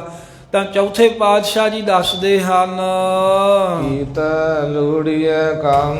ਕਹਿੰਦੇ ਭਾਈ ਜੇ ਕੋਈ ਕੀਤਾ ਲੋੜੀਐ ਕੰਮ, ਆਪਣਾ ਕੋਈ ਕਾਰਜ ਕਰਨਾ ਲੋੜੀਏ, ਚਾਹੀਏ ਨਾ ਵੀ ਸਾਡਾ ਕਾਰਜ ਹੋ ਜਾਵੇ, ਭਾਵੇਂ ਸੰਸਾਰੀ ਕੰਮ ਹੈ। ਜਿਵੇਂ ਕੋਈ ਵਿਆਹ ਕਰਨਾ ਹੋਵੇ, ਕਿਸੇ ਨੇ ਪਹਿਲਾਂ ਇਹ ਸ਼ਬਦ ਪੜ੍ਹਦੇ ਹਨ ਰਾਗੀ ਸਿੰਘ ਮਹਾਰਾਜ ਸਾਹਿਬ ਜੀ ਦੇ ਅੱਗੇ, ਜਾਂ ਇਹ ਅਸੀਂ ਕੰਮ ਕਰਨਾ ਲੋੜੀਏ ਵੀ ਅਸੀਂ ਵੀ ਮਹਾਰਾਜ ਚੰਗੇ ਜੀਵਨ ਵਾਲੇ ਬਣ ਜਾਈਏ। ਕਿਸੇ ਤਰ੍ਹਾਂ ਦਾ ਵੀ ਕੰਮ ਕਰਨਾ ਜੇ ਚਾਹੀਏ ਵੀ ਸਾਡਾ ਕੰਮ ਨਿਪਰੇ ਚੜੇ, ਸੋ ਹਰਿ ਪਹਿ ਆਖੀਐ। ਤਾਂ ਕਹਿੰਦੇ ਹਰੀ ਪਰਮੇਸ਼ਰ ਦੇ ਪਾਸ ਆਖ ਦੇਣਾ ਚਾਹੀਦਾ ਹੈ, ਬੇਨਤੀ ਕਰ ਦਵੇ ਵੀ ਮਹਾਰਾਜ ਆ ਫਲਾਨਾ ਕਾਰਜ ਹੈ, ਆਪ ਕਿਰਪਾ ਕਰਕੇ ਨੇਪਰੇ ਚਾੜੋ। ਕੋਈ ਵੀ ਕਾਰਜ ਹੋਵੇ ਹਰੀ ਪਾਤਸ਼ਾਹ ਨੂੰ ਕਹਿਣਾ ਚਾਹੀਦਾ ਹੈ, ਪਰਮੇਸ਼ਰ ਗੁਰਾਂ ਦੇ ਅੱਗੇ ਬੇਨਤੀ ਕਰਨੀ ਚਾਹੀਦੀ। ਖਾਲਸੇ ਦੀ 101 ਅਰਦਾਸ ਮਹਾਰਾਜ 10ਵੇਂ ਪਾਤਸ਼ਾਹ ਨੇ ਕਹੀ ਸੀ ਵੀ 101 ਸਮਾਂ ਜੀਵਨ ਵਿੱਚ ਆਉਂਦਾ ਹੈ ਜਦੋਂ ਅਰਦਾਸ ਕਰਨੀ ਹੈ। ਕੋਈ ਵੀ ਕਾਰਜ ਘਰੋਂ ਜਾਣਾ ਹੈ, ਘਰ ਨੂੰ ਵਾਪਸ ਆਉਣਾ ਹੈ, ਘਰ ਮਕਾਨ ਦੀ ਉਸਾਰੀ ਕਰਨੀ ਹੈ, ਨੀਂਹ ਪੁੱਟਣੀ ਹੈ, ਕੋਈ ਨਵਾਂ ਕੰਮ ਆਰੰਭ ਕਰਨਾ, ਖੇਤੀ ਬੀਜਣੀ ਹੈ, ਖੇਤੀ ਵੱਢਣੀ ਹੈ, ਕੋਈ ਵੀ ਕਾਰਜ ਹੋਵੇ ਗੁਰੂ ਸਾਹਿਬ ਜੀ ਅੱਗੇ ਅਰਦਾਸ ਜ਼ਰੂਰ ਕਰਨੀ ਚਾਹੀਦੀ ਹੈ। ਕੋਈ ਵੀ ਕੰਮ ਕਰਨਾ ਅਸੀਂ ਆਪਣਾ ਲੋੜੀਏ ਤਾਂ ਹਰੀ ਪਾਤਸ਼ਾਹ ਦੇ ਅੱਗੇ ਉਹ ਆਪਣਾ ਦੁੱਖ ਸੁੱਖ ਰੱਖ ਦੇਣਾ ਚਾਹੀਦਾ, ਬੇਨਤੀ ਕਰੇ। ਕਾਰਜ ਦੀ ਸਵਾਰ ਤੇ ਫਿਰ ਮਹਾਰਾਜ ਸਾਹਿਬ ਐਸੇ ਨੇ ਕਾਰਜ ਦੇ ਸਵਾਰ, ਜਿਹੜਾ ਬੇਨਤੀ ਕਰੇ ਉਹਨਾਂ ਦੇ ਕਾਰਜ ਸਵਾਰ ਦਿੰਦੇ ਹਨ, ਉਹਨਾਂ ਨੂੰ ਸਫਲਤਾ ਬਖਸ਼ ਦਿੰਦੇ ਨੇ, ਜਿਹੜਾ ਗੁਰਾਂ ਦਾ ਹਰੀ ਦਾ ਆਸਰਾ ਲਵੇ। ਸਤਿਗੁਰ ਸੱਚ ਸਾਖੀਐ। ਪਾਤਸ਼ਾਹ ਕਹਿੰਦੇ ਸੱਚੇ ਸਤਿਗੁਰੂ ਦੀ ਇਹਦੇ ਵਿੱਚ ਸਾਖੀ ਹੈ, ਸਾਖੀ ਗਵਾਹੀ ਹੈ, ਗੁਰੂ ਗਵਾਏ ਵੀ ਤੁਸੀਂ ਅਰਦਾਸ ਕਰੋ, ਪਰਮੇਸ਼ਰ ਦਾ ਦਰ ਮੱਲੋ, ਮਾਲਕ ਤੁਹਾਡੇ ਕਾਰਜ ਜ਼ਰੂਰ ਸਵਾਰੇਗਾ। ਸਤਿਗੁਰੂ ਸਾਹਿਬ ਕਹਿੰਦੇ ਅਸੀਂ ਗਵਾਹੀ ਦਿੰਨੇ ਆ। ਗਵਾਹੀ ਦੇਣੀ ਹੁੰਦੀ ਹੈ ਨਾ ਵੀ ਕਿਸੇ ਨੂੰ ਯਕੀਨ ਦਿਵਾਉਣ ਵਾਸਤੇ ਕਹਿਣਾ ਵੀ ਮੈਂ ਗਵਾਹੀ ਦਿੰਨਾ ਹੈ, ਕਿਸੇ ਵੱਲ ਪਾਸ ਭੁਗਤਣਾ, ਕਿਸੇ ਦੀ ਸਾਖ ਦੇਣੀ, ਕਿਸੇ ਦੀ ਜ਼ਿੰਮੇਵਾਰੀ ਚੁੱਕਣੀ, ਹਾਮੀ ਭਰਨੀ। ਤੇ ਪਾਤਸ਼ਾਹ ਗੁਰੂ ਰਾਮਦਾਸ ਸਾਹਿਬ ਕਹਿੰਦੇ ਅਸੀਂ ਹਾਮੀ ਭਰਦੇ ਆਂ, ਅਸੀਂ ਕਹਿੰਦੇ ਵੀ ਇਹ ਜਾਮ ਨਹੀਂ ਚੁੱਕਦੇ, ਗਵਾਹੀ ਦਿੰਨੇ ਆ ਵੀ ਤੁਹਾਡਾ ਕਾਰ ਜੜੂਗਾ ਨਹੀਂ। ਹਰੀ ਦੇ ਅੱਗੇ ਕਹਿੰਦੇ ਵੀ ਤਨੋ ਮਨੋ ਕੇ ਅਰਦਾਸ ਬੇਨਤੀ ਕਰ, ਜੀ ਕੀ ਬਿਰਥਾ ਹੋਏ ਸੋ ਗੁਰ ਪਹਿ ਅਰਦਾਸ ਕਰ। ਦਿਲ ਦਾ ਦੁੱਖ ਹੋਵੇ, ਕੋਈ ਕਾਰਜ ਰਾਸ ਕਰਨਾ ਹੋਵੇ, ਗੁਰੂ ਸਾਹਿਬ ਅੱਗੇ ਅਰਦਾਸ ਕਰ। ਸ਼ਲੋਕ ਮਹੱਲਾ ਦੂਜਾ, ਆਪੇ ਜਾਣੇ ਕਰੇ ਆਪ, ਆਪੇ ਆਣੇ ਰਾਸ, ਤਿਸੈ ਅੱਗੇ ਨਾਨਕਾ ਖਲੇ ਕੀਚੇ ਅਰਦਾਸ। ਕਹਿੰਦੇ ਬਾਕੀ ਸਾਰੀ ਜ਼ਿੰਮੇਵਾਰੀ ਉਹ ਮਾਲਕ ਦੀ ਹੈ, ਤੂੰ ਤਨੋ ਮਨੋ ਖਲੋ ਕੇ ਸਾਵਧਾਨ ਹੋ ਕੇ ਅਰਦਾਸ ਕਰ ਉਹਦੇ ਮਾਲਕ ਦੇ ਅੱਗੇ, ਬੇਨਤੀ ਕਰੀ, ਵਿਖਾਵਾ ਨਾ ਕਰੀ। ਸੋ ਇਸ ਤਰ੍ਹਾਂ ਮਾਲਕ ਫਿਰ ਕਾਰਜ ਸਵਾਰ ਦਿੰਦਾ ਹੈ, ਕਾਰਜ ਦੇ ਸਵਾਰ। ਇੱਥੇ ਕਈ ਵਾਰ ਇਹ ਆਮ ਹੀ ਸ਼ਬਦ ਪੜ੍ਹੇ ਜਾਂਦੇ ਆ ਤੇ ਗਲਤੀ ਪੜ੍ਹ ਦਿੰਦੇ ਨੇ, ਕਾਰਜ ਦੇਹੋ ਸਵਾਰ ਹੀ ਕਹੀ ਜਾਂਦੇ ਨੇ ਬਹੁਤੇ ਭੁਲੇਖੇ ਵਿੱਚ ਹੀ। ਆਮ ਸੰਗਤ ਵੀ ਤੇ ਕਈ ਗਿਆਨੀ ਤੇ ਕਈ ਵਾਰ ਕੀਰਤਨ ਕਰਦੇ ਵੀ ਉਹ ਪੜ੍ਹਦੇ ਹੋਣਗੇ ਕਾਰਜ ਦੇਹੋ ਜੀ ਸਵਾਰ, ਇੱਦਾਂ ਜੀ ਵੀ ਨਾਲ ਲਾਉਂਦੇ ਆ ਤੇ ਨਾਲ ਦੇਹੋ ਵੀ ਕਰ ਦਿੰਦੇ ਆ, ਜਦੋਂ ਕਿ ਪਾਠ ਹੈ ਕਾਰਜ ਦੇ ਸਵਾਰ। ਕਾਰਜ ਦੇਹੋ ਜੀ ਸਵਾਰ ਦਾ ਜੇ ਅਰਥ ਕਰਨਾ ਹੋਵੇ, ਇੱਕ ਤਾਂ ਬਾਣੀ ਦੀ ਪੰਕਤੀ ਗਲਤ ਹੋ ਗਈ, ਉਹਦਾ ਭਾਵ ਹੁੰਦਾ ਮਹਾਰਾਜ ਸਾਡੇ ਕੰਮ ਸਵਾਰ ਦਿਓ। ਇੱਥੇ ਭਾਵ ਹੈ ਜੇ ਅਰਦਾਸ ਕਰੋਗੇ ਕਾਰਜ ਦੇ ਸਵਾਰ, ਮਾਲਕ ਕਾਰਜ ਸਵਾਰ ਦਿੰਦਾ ਹੈ, ਉਹ ਮਾਲਕ ਸਫਲਤਾ ਬਖਸ਼ ਦਿੰਦਾ ਏ। ਇਸ ਗੱਲ ਦੀ ਸਤਿਗੁਰੂ ਸੱਚ ਸਾਖੀ ਹੈ, ਸਤਿਗੁਰੂ ਸਾਹਿਬ ਜੀ ਦੀ ਸੱਚੀ ਸਾਖੀ ਗਵਾਹੀ ਹੈ। ਗੁਰੂ ਮਹਾਰਾਜ ਸਾਹਿਬ ਜੀ ਕਹਿੰਦੇ ਭਰੋਸਾ ਰੱਖੋ, ਸੰਤਾਂ ਸੰਗ ਨਿਧਾਨ। ਜੋ ਸੰਤਾਂ ਦੀ ਸੰਗਤ ਹੈ, ਗੁਰੂ ਦੀ ਸਾਧ ਸੰਗਤ, ਇਹਦੇ ਵਿੱਚ ਨਿਧਾਨ ਸਭ ਖਜ਼ਾਨੇ ਪ੍ਰਾਪਤ ਹੋ ਜਾਂਦੇ ਹਨ। ਸੰਤਾਂ ਦੀ ਸੰਗਤ ਸਭ ਨਿਧੀਆਂ ਦਾ ਨਿਧਾਨ ਖਜ਼ਾਨਾ ਏ। ਅੰਮ੍ਰਿਤ ਚਾਖੀਐ। ਜਿੱਥੇ ਬਾਕੀ ਸਭ ਦਾਤਾਂ ਦਾ ਮਿਲਦੀਆਂ ਹੀ ਨੇ, ਨਾਮ ਅੰਮ੍ਰਿਤ ਨੂੰ ਵੀ ਸੰਗਤ ਵਿੱਚੋਂ ਚਾਖੀਏ, ਚੱਖ ਲਈਦਾ। ਚਖਣਾ ਕੀ ਹੁੰਦਾ ਏ ਵੀ ਧਾਰਨ ਕਰ ਲਈਦਾ ਹੈ, ਆਪਣੇ ਅੰਦਰ ਵਸਾ ਲਈਦਾ ਹੈ। ਇਸ ਕਰਕੇ ਸਾਧ ਸੰਗਤ ਵਿੱਚ ਨਾਮ ਅੰਮ੍ਰਿਤ ਚਖਣਾ ਚਾਹੀਦਾ, ਸਿਮਰਨ ਕਰਨਾ ਚਾਹੀਦਾ ਮਿਲ ਕੇ। ਪੈ ਪੰਜਨ ਮਿਹਰਬਾਨ। ਤੇ ਸਦਾ ਉਹਦੇ ਅੱਗੇ ਐਵੇਂ ਅਰਦਾਸਾਂ ਕਰੇ, ਹੇ ਮਹਾਰਾਜ ਤੁਸੀਂ ਜੰਮਣ ਮਰਨ ਦੇ ਸਹਿਤ ਹਰ ਤਰ੍ਹਾਂ ਦੇ ਭੈ ਡਰ ਨੂੰ ਭੰਜਣ ਨਾਸ਼ ਕਰਨ ਵਾਲੇ ਹੋ, ਮਿਹਰਬਾਨ ਮਿਹਰਬਾਨਗੀ ਕਰਨ ਵਾਲੇ ਹੋ, ਸਦਾ ਹੀ ਪਾਤਸ਼ਾਹ ਜੀ ਮਿਹਰਬਾਨ ਰਹਿੰਦੇ ਹੋ, ਦਿਆਲੂ ਰਹਿੰਦੇ ਹੋ। ਦਾਸ ਕੀ ਰਾਖੀਐ। ਅਸੀਂ ਤੁਹਾਡੇ ਦਾਸ ਬਣ ਕੇ ਸ਼ਰਨ ਆਏ ਆ, ਸਾਡੀ ਵੀ ਇੱਜ਼ਤ ਪਤ ਮਹਾਰਾਜ ਰੱਖ ਲੈਣਾ ਕਰੋ, ਲੋਕ ਪਰਲੋਕ ਦੇ ਸਾਰੇ ਕੰਮ ਨੇਪਰੇ ਚਾੜ ਦਿਓ। ਨਾਨਕ ਹਰ ਗੁਣ ਗਾਏ। ਇਹ ਅਰਦਾਸ ਬੇਨਤੀ ਕਰੋ ਵੀ ਹੇ ਵਾਹਿਗੁਰੂ ਹਰੀ ਪਾਤਸ਼ਾਹ ਸਦਾ ਹੀ ਆਪ ਜੀ ਦੇ ਗੁਣਾਂ ਨੂੰ ਗਾਉਣਾ ਕਰੀਏ। ਚੌਥੇ ਸਤਿਗੁਰੂ ਕਹਿੰਦੇ ਨੇ ਨਾਨਕ ਹਰ ਗੁਣ ਗਾਏ। ਜਿਹੜੇ ਜੀਵ ਹਰੀ ਪਰਮੇਸ਼ਰ ਦੇ ਗੁਣਾਂ ਨੂੰ ਗਾਏ ਗਾਉਂਦੇ ਹਨ, ਜਿਹੜੇ ਪਰਮੇਸ਼ਰ ਦੀ ਸਿਫਤ ਸਲਾਹ ਕਰਦੇ ਨੇ ਸੰਗਤ ਵਿੱਚ ਮਿਲ ਕੇ। ਅਲਖ ਪ੍ਰਭ ਲਖੀਐ। ਉਹ ਅਲਖ ਲਖਣ ਤੋਂ ਰਹਿਤ, ਜਿਹੜਾ ਆਪਣੇ ਆਪ ਜਾਣਿਆ ਨਹੀਂ ਜਾਂਦਾ, ਵਾਹਿਗੁਰੂ ਦੇ ਗੁਣ ਗਾ ਕੇ ਉਸ ਪ੍ਰਭੂ ਨੂੰ ਲਾਖੀਏ, ਲਖ ਲਈਦਾ ਕਿ ਜਾਣ ਲਈਦਾ ਹੈ, ਉਹ ਪਰਮੇਸ਼ਰ ਦੇ ਦਰਸ਼ਨ ਹੋ ਜਾਂਦੇ ਹਨ। ਐਵੇਂ ਬੇਨਤੀ ਕਰੇ ਮਹਾਰਾਜ ਜੀ ਕਿਰਪਾ ਕਰੋ, ਜੋ ਆਪ ਤੁਸੀਂ ਅਲਖ ਲਖਣ ਤੋਂ ਰਹਿਤ ਸਰੂਪ ਹੋ, ਹਰੀ ਵਾਹਿਗੁਰੂ ਤੁਹਾਡੇ ਗੁਣਾਂ ਨੂੰ ਗਾ ਕੇ ਆਪ ਜੀ ਨੂੰ ਅਸੀਂ ਲਖ ਲਈਏ, ਜਾਣ ਲਈਏ, ਤੁਹਾਡੇ ਦਰਸ਼ਨ ਸਾਨੂੰ ਪ੍ਰਾਪਤ ਹੋ ਜਾਣ। ਇਹ ਚੌਥੇ ਪਾਤਸ਼ਾਹ ਨੇ ਪੌੜੀ ਉਚਾਰੀ ਹੈ, ਕਾਗਾਂ ਤੋਂ ਹੰਸ ਕਿਵੇਂ ਬਣਨਾ। ਕਹਿੰਦੇ ਬੇਨਤੀ ਹੋਈ ਕਰੋ, ਕੋਈ ਹੋਰ ਮਾਪਦੰਡ ਨਹੀਂ ਹੈ, ਹੋਰ ਕੋਈ ਨਿਯਮ ਨਹੀਂ, ਵੀ ਇਹੀ ਹੈ। ਕਹਿੰਦੇ ਅਰਦਾਸਾਂ ਬੇਨਤੀਆਂ ਕਰੀ ਜਾਓ ਮਹਾਰਾਜ। ਹਾਂ ਪਾਪੀ ਤੂੰ ਬਖਸ਼ਣਹਾਰ ਹੈ ਮਹਾਰਾਜ, ਅਸੀਂ ਪਾਪੀ ਜੀ ਮੈਂ ਤੂੰ ਬਖਸ਼ ਤਾਂ ਲੈਣਾ ਹੀ ਹੈ ਨਾ, ਕਿਉਂਕਿ ਜੋ ਪੈ ਹਮਨ ਹੈ ਪਾਪ ਕਰੰਤਾ, ਇਹ ਅਨੰਤਾ ਪਤਤ ਪਾਵੋ ਨਾਮ ਕੈਸੇ ਹੁੰਤਾ। ਵੀ ਜੇ ਅਸੀਂ ਪਾਪ ਕਰਦੇ ਆਂ, ਪਾਪੀ ਆ, ਤਾਂ ਹੀ ਤੂੰ ਪਾਪੀਆਂ ਨੂੰ ਖੰਡਣ ਵਾਲਾ ਹੈ, ਪਾਪ ਦੂਰ ਕਰਨ ਵਾਲਾ ਹੈ, ਨਹੀਂ ਤੇ ਤੇਰਾ ਨਾ ਪਤਤ ਪਾਵਨ ਕਿੱਥੇ ਹੋਣਾ ਸੀ। ਜੇ ਅਸੀਂ ਪਤਤ ਨਾ ਹੁੰਦੇ ਤੇ ਤੂੰ ਪਤਤਾਂ ਨੂੰ ਪਾਵਨ ਕਰਨ ਵਾਲਾ ਕਿਵੇਂ ਕਹਾਉਂਦਾ। ਇਵੇਂ ਬੇਨਤੀਆਂ ਕਰਕੇ ਫਿਰ ਅਰਦਾਸਾਂ ਕਰੀ ਜਾਵੇ। ਜਿੱਤੇ ਮਹਾਰਾਜ ਦੀ ਮਿਹਰ ਹੋ ਜੇ ਉਹਨੂੰ ਕਾਂ ਵਰਗੇ ਜੀਵਨ ਤੋਂ ਹੰਸ ਵਰਗਾ ਭਾਵ ਉੱਤਮ ਬਣਾ ਦਿੰਦੇ ਨੇ, ਬ੍ਰਹਮ ਗਿਆਨੀ ਬਣਾ ਦਿੰਦੇ ਹਨ ਮਹਾਰਾਜ। ਇਹ ਪਰਮ ਪਵਿੱਤਰ ਉਪਦੇਸ਼ ਗੁਰੂ ਅਮਰਦਾਸ ਗੁਰੂ ਨਾਨਕ ਦੇਵ ਸਾਹਿਬ ਦੇ ਚੌਥੇ ਪਾਤਸ਼ਾਹ ਨੇ ਸਾਂਝੇ ਰੂਪ ਵਿੱਚ ਸਾਨੂੰ ਬਖਸ਼ਿਸ਼ ਕੀਤਾ ਹੈ, ਜਿਹਦੇ ਵਿੱਚ ਸਿਮਰਨ ਦੀ ਮਹਾਨਤਾ ਕਹੀ ਹੈ, ਗੁਰੂ ਦੀ ਲੋੜ ਦੱਸੀ ਹੈ, ਤੇ ਮਹਾਰਾਜ ਸਾਹਿਬ ਦੀ ਸ਼ਰਨ ਜਿਹੜਾ ਆਉਂਦਾ ਉਹਨੂੰ ਵਾਹਿਗੁਰੂ ਨੇ ਹਾਲ ਕਰ ਦਿੰਦੇ ਨੇ। ਉਹ ਜਾਤਾਂ ਦੇ ਚੱਕਰ ਵਿੱਚ ਪੈਣ ਵਾਲਾ ਜਿਹੜਾ ਹੈ ਉਹ ਪਰਮੇਸ਼ਰ ਦੇ ਦਰ ਤੇ ਉੱਤਮ ਨਹੀਂ ਜਾਣਿਆ ਜਾਂਦਾ, ਕਿਉਂਕਿ ਜੇ ਮਾੜੀਆਂ ਜਾਤਾਂ ਦਾ ਪਰਹੇਜ਼ ਕਰਨਾ ਹੀ ਆ ਤਾਂ ਉਹ ਆਪਣੀ ਮਾੜੀ ਬੁੱਧ ਕੁਦਇਆ ਤੇ ਨਿੰਦਾ ਕਰਨੀ ਤੇ ਕ੍ਰੋਧ ਕਰਨਾ, ਇਹਨਾਂ ਤੋਂ ਕਹਿੰਦੇ ਵੀ ਘਿਰਣਾ ਕਰੋ। ਹੋਰ ਕਿਸੇ ਜਾਤ ਤੋਂ ਘਿਰਣਾ ਨਹੀਂ ਕਰਨੀ, ਆਪਣੇ ਅੰਦਰ ਦੇ ਮਾੜੇ ਵਿਚਾਰਾਂ ਤੋਂ ਘਿਰਣਾ ਕਰੋ, ਆਪਣੇ ਅੰਦਰ ਦੇ ਛਲ ਕਪਟ ਤੋਂ ਘਿਰਣਾ ਕਰੋ, ਠੱਗੀ ਜਾਰੀ ਚੋਰੀ ਵਾਲੇ ਕੰਮਾਂ ਤੋਂ ਘਿਰਣਾ ਕਰੋ, ਕਿਸੇ ਦਾ ਨੁਕਸਾਨ ਕਰਨ ਦੀ ਵਿਚਾਰ ਤੋਂ ਘਿਰਣਾ ਕਰੋ, ਨਾ ਕਿ ਕਿਸੇ ਜੀਵ ਤੋਂ ਘਿਰਣਾ ਕਰਨੀ ਹੈ। ਐਸਾ ਮਹਾਰਾਜ ਨੇ ਭਾਵ ਰੂਪ ਵਿੱਚ ਉਪਦੇਸ਼ ਬਖਸ਼ਿਆ ਹੈ। ਗੁਰਾਂ ਦੀ ਬਾਣੀ ਤਾਂ ਹੋਰ ਅਗਾਧ ਬਹੁਤ ਹੈ। ਗੁਰਾਂ ਦੇ ਆਛੇ ਨੂੰ ਜਿੰਨਾ ਕੁ ਆਪਾਂ ਸਮਝ ਸਕਦੇ ਹਾਂ ਗੁਰੂ ਦੀ ਕਿਰਪਾ ਦੇ ਨਾਲ, ਉਹਨੇ ਜੋ ਹੀ ਆਨੰਦ ਲੈ ਲਈਏ। ਮਹਾਰਾਜ ਸਾਹਿਬ ਜੀ ਦਾ ਆਸ਼ਾ ਹੋਰ ਗੂੜ ਹੈ, ਗੂੜ ਰਹੱਸ, ਗੂੜ ਗੋਹਜ ਅਗਾਧ ਬਹੁਤ ਬਾਤਾਂ ਨੇ ਗੁਰੂ ਨਾਨਕ ਸਾਹਿਬ ਜੀ ਦੀਆਂ। ਗੁਰੂ ਨਾਨਕ ਜਿਉ ਕੇਲੇ ਕੇ ਪਾਤ ਮੈਂ ਪਾਦ ਪਾਤ ਮੈਂ ਪਾਤ, ਤਿਉ ਗੁਰੂ ਨਾਨਕ ਕੀ ਬਾਤ ਮੈਂ ਬਾਤ ਬਾਤ ਮੈਂ ਬਾਤ। ਅੱਗੇ ਤੋਂ ਅੱਗੇ ਸਿੱਖਿਆ ਜੋ ਸਿੱਖਿਆ, ਹੋਰ ਗਾਹ ਸਿੱਖਿਆ ਮਹਾਰਾਜ ਸਾਹਿਬ ਦੀ ਨਿਕਲਦੀ ਹੀ ਆਉਂਦੀ ਹੈ। ਪਰ ਜਿੰਨੀ ਸਮਝ ਆਵੇ ਓਨਾ ਹੀ ਆਨੰਦ ਲੈ ਲੈਣਾ ਚਾਹੀਦਾ। ਭੁੱਲਾਂ ਗਲਤੀਆਂ ਦੀ ਮੁਆਫੀ ਬਖਸ਼ਣੀ ਗੁਰੂ ਸਾਹਿਬ ਤੇ ਗੁਰੂ ਕੀ ਸੰਗਤ ਸਦਾ ਹੀ ਬਖਸ਼ਿੰਦ ਵੀ ਹੈ ਤੇ ਬਖਸ਼ਣਹਾਰ ਹੈ, ਬਖਸ਼ ਲੈਣਾ। ਪੈ ਪੰਜਨ ਮਿਹਰਬਾਨ ਦਾਸ ਕੀ ਰਾਖੀਐ, ਨਾਨਕ ਹਰ ਗੁਣ ਗਾਏ, ਅਲਖ ਪ੍ਰਭ ਲਾਖੀਐ। ਵਾਹਿਗੁਰੂ ਜੀ ਕਾ ਖਾਲਸਾ,